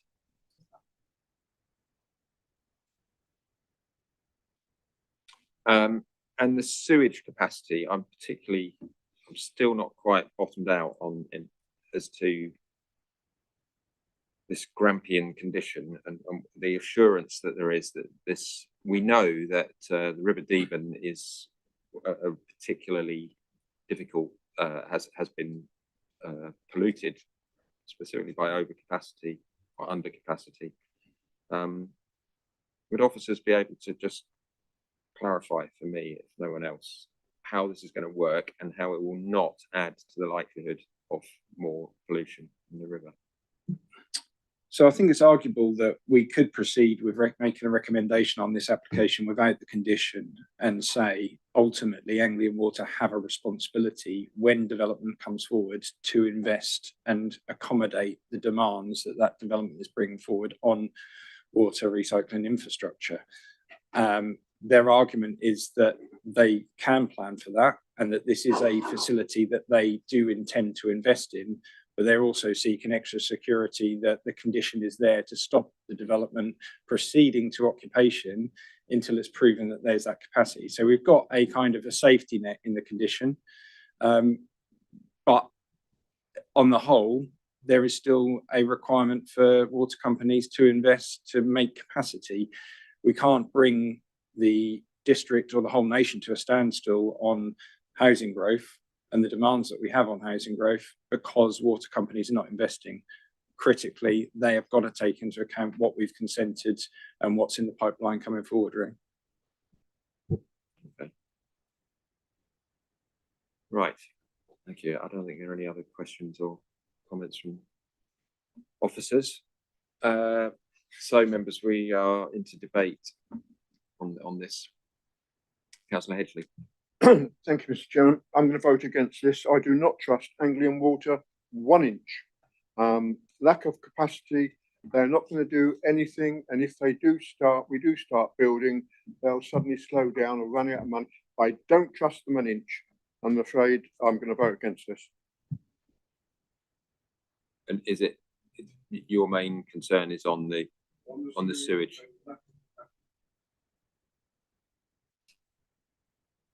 Councillor Daly. I tend to agree with Ben in his summing up before that we're at a point where we need this sort of thing, and the revised and then re-revised plans make it more acceptable now. But the water thing is a problem. I mean, as I understand it, then does the condition not guarantee that there will not be people in that place producing sewage until the investment is made? Is that right or wrong? That's what I was trying to. Can I answer? Yes, Ross, or one of you. Yeah. Yeah, I think effectively it's seeking to ensure that there is the capacity there before the occupations are in place. So, I mean, if we were to consent this, and we are very close to the detail now with Anglian Water and speaking to them very regularly, this is sharply on our radar to have proof put to us as to where they're investing. We know that there's been considerable investment across the Anglian Water region from developers paying directly to connect over many years, but there hasn't necessarily been the investment that's required, and that's a real frustration. Evidently, if we have sites like this now for the first time with planning conditions on them, that puts it into sharp focus that year by year we will be asking Anglian Water, where's your investment pipeline? You've got constraints on development here, on housing that could otherwise come forwards. When are you going to get on with what you need to deliver? And equally, the developer here will need to pay specifically directly to Anglian Water to connect their development. So the funds are there with Anglian Water to do what's required.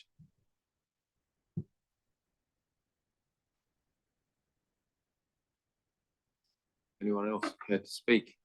Councillor Reeves. I must admit, I'm very torn on this. I do feel that we need older people's accommodation.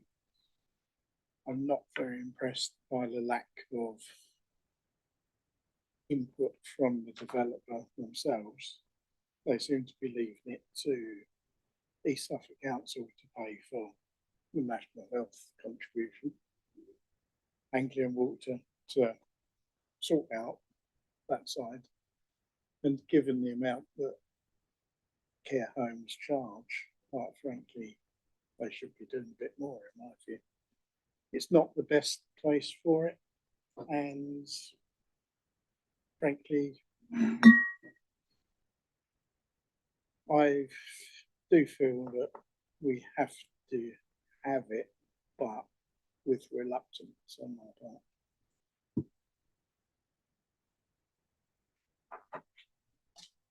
Councillor Nimney.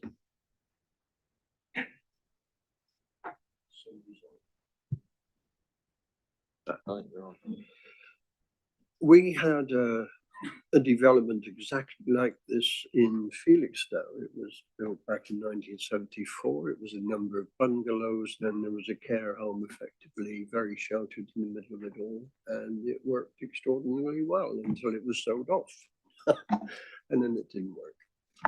And it was right in the middle of the community. People could decamp from council housing and elsewhere.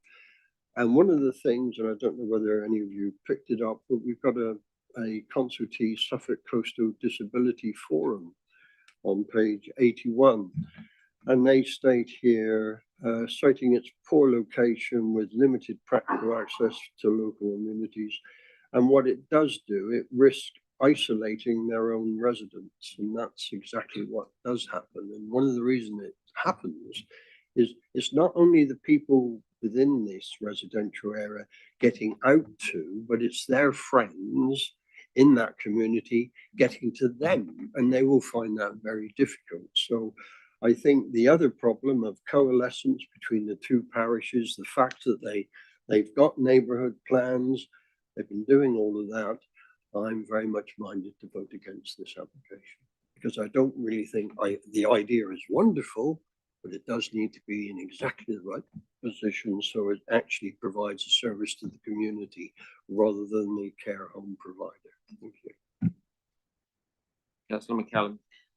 I'm a great believer in that we need housing for our elderly population. I'm one of those people that is at the moment on an anchor housing list for social housing, but it still has to be in the right place and it has to be properly connected, and there's lots of if, buts and maybes about this application.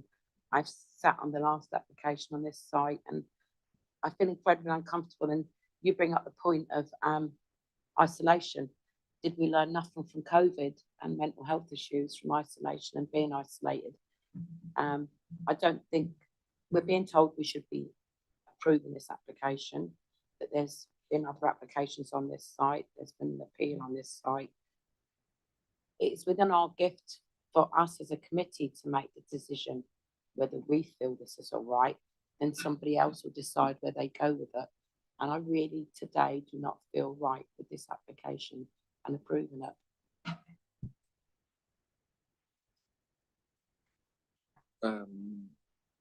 Specifically about, I'll come to you in a second, Councillor Lee.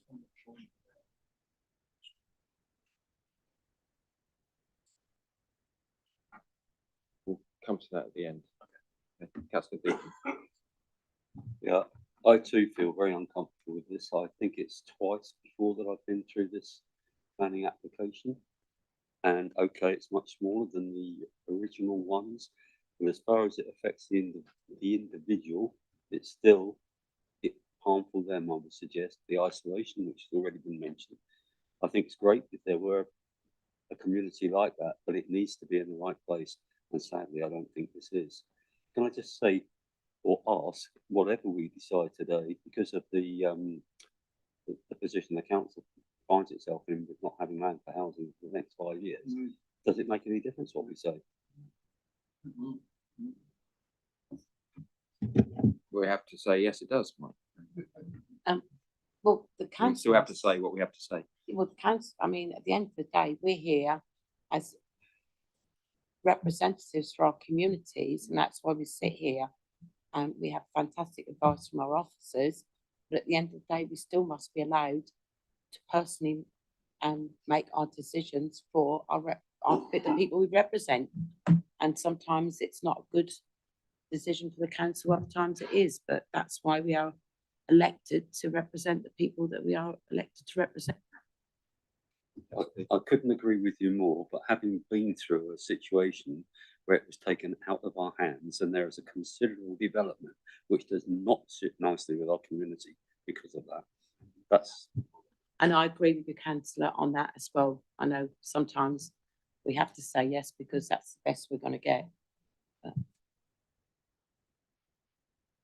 I'm also torn on this. I think there is another angle on the isolation side of things. I think that this development is isolated.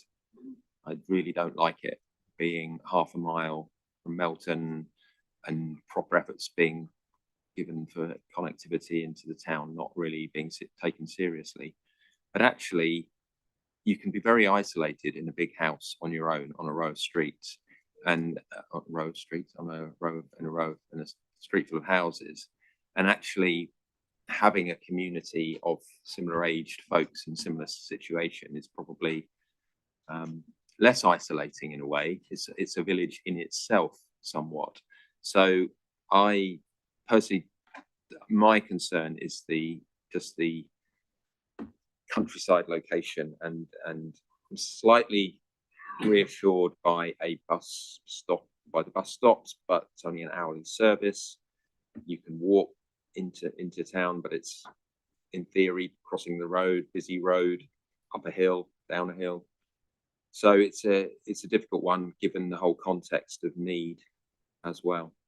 can I come back Yes, on you your certainly comment? can, Betty. I'm just going to come back on your comment really quickly. The difference between this application and somebody living in a house on their own is we have the opportunity to make sure that these people aren't necessarily on their own, and communities only work if people work together. And the age group we're talking, that might not happen. So we have the opportunity to maybe curtail that isolation. I suppose I just mean that you've got a small hamlet in itself, so they would have each other sort of thing, and that whereas you could be an elderly person in a big house on a road, then row houses the way you would be it on your own, but you would then be closer to town or whatever. Councillor Hedgton. Yes, just because I say I'm going to vote against it doesn't mean to say I don't think it's quite a good idea. I quite like it actually, but I don't trust Southern Anglian Water at all. And the reason why is because one of my first jobs I had to do as a councillor was stand in front of a man who was crying because on Christmas Day the sewage came up in his back garden. It was all due to Anglian Water, they don't lie, not providing correctly, should I say. And that has always been deep in my mind, and I don't trust. If we had a condition that not one shovel gets into that ground before they got it all sorted out, I might reconsider, but not at the moment. I mean, that was kind of my, just before I come to you, Councillor Nimney, Joe wanted to clarify something a couple of questions ago, and now might be the time to do it. Thank you, Chair. I just wanted to highlight we've used the term as planners Grampian condition, and conscious that maybe that isn't something that members maybe necessarily know the terminology around that, but it's a condition that requires action either prior to commencement of any works taking place or prior to a certain stage of development, and it is quite prohibitive if that condition isn't complied with. So in this case, the recommendation is that the Grampian condition requires that written confirmation to be secured prior to any occupation, that there is sufficient headroom at the WRC. So what you could have in a scenario is where a developer commences development, builds out the scheme, is ready to try and occupy and bring that into use. And actually the position we're getting from Anglian Water is that there isn't capacity and there's a risk of foul flows from the development causing pollution and wider environmental impacts. And we would have a conditional position there that we could actually say, well, no, you can't go ahead and bring this development into use. So it is actually a relatively strong position. And picking up on the point that Ben Warner made, there are other councils that in a similar situation would just be saying, actually, sorry, Anglian Water, this is your problem. It's not a planning issue to resolve. We're going to be granting permission here, and you should be sorting this out. And we want to see the evidence of where all of the money you've been collecting is being spent on the infrastructure that's required. But actually, we're taking the view that, you know, somewhat reluctantly, but for the right reasons in terms of that wider consideration, that Grampian style condition is necessary and offers that control that potentially that is being sought here. I think just in terms of some of the wider discussion around that, and you know, I completely understand and hear some of the frustrations around some of the water companies and others, and frustrations on that point. Have dealt with that in other parts of the district and spoken to local residents experiencing very similar situations to what you have, Councillor Hedgley. But this committee absolutely cannot take a decision on the basis of not trusting a company. That would be unreasonable behaviour. I hear it, but it's not a position that is sound in planning terms. And if there is a recommendation before you where a condition is agreed between both parties off the back of a consultation response, that again could constitute unreasonable behaviour to refuse solely on the grounds of inadequate capacity or lack of trust in how investment may or may not come forward during that period. So I think it's really important to emphasise that point. There may well be other issues that are being picked up on here in respect of the location, where there's further debate to be had. Without belabouring the point too much, I do want to bring you back to the appeal decision where there was significant attention to that spatially in terms of the location of that development and its connectivity with the main settlement. And that's been so thoroughly tested that I would caution members in going down the route of saying that actually we don't think this site location is acceptable in principle, and even more so to say that actually the off-site improvements, bus stop works are not sufficient to make it more acceptable in terms of its connectivity, because again, given the context of the previous appeal decision, the scrutiny at inquiry, and then now the position we are in with the lack of 5-year housing land supply and the evidence need that is before you as well, I think to take that stance again on the principle and the connectivity of the site could again be quite a risky position to take if you were to enter into an appeal process. Like I say, there may be other matters locationally and in terms of landscape impact and the relationship of the development to existing settlements visually that I'm hearing some comments about, and I won't comment on that any further, but there are a few points of clarification there in terms of protecting the decision making of this committee that I think do need to be said. I don't know if Ben Warner wanted to come in on anything at all, just to follow up briefly. Yeah, just 2 points on that. I will just quote back to you exactly what the inspector said about the location and connectivity, and in concluding what was quite a considerable amount of evidence that was given in the public inquiry by multiple parties on this. But they did say, I do find that the proposal would, however, comply with the provisions of SCLP 7.1 That's our local plan policy, insofar as it requires development to incorporate measures that will encourage people to travel using non-car modes, including considering and taking all available opportunities to enable and support travel on foot, cycle and public transport, being located close to and providing safe pedestrian and cycle access and not reducing road safety. The proposal would also comply with paragraphs 110 and 112A of the National Planning Policy Framework in those respects.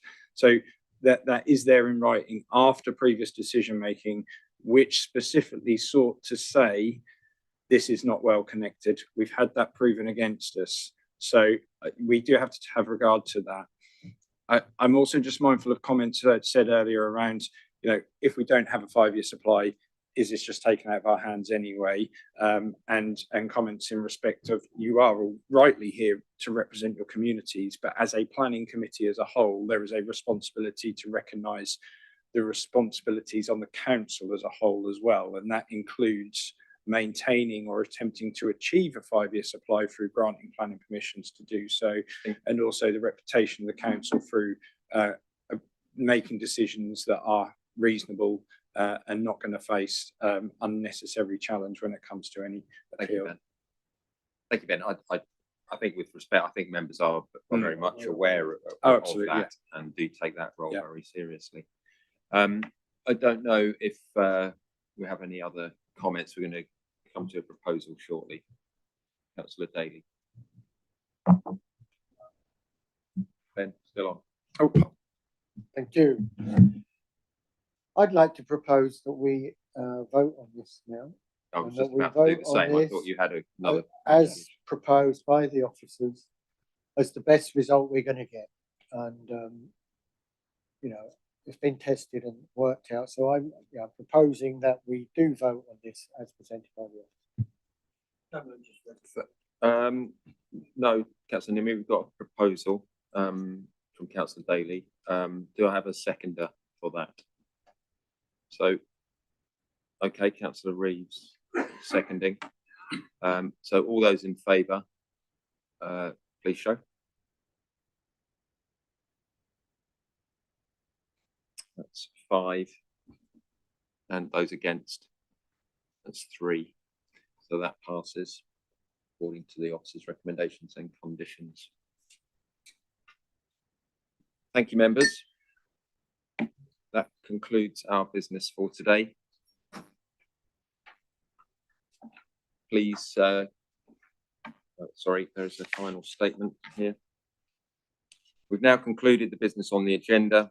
I'd like to thank everyone who's attended and participated. I'll now ask the meeting host to end the live feed. Please keep microphones muted until the meeting host has confirmed the feed has ceased. Thank you. The feed has ceased.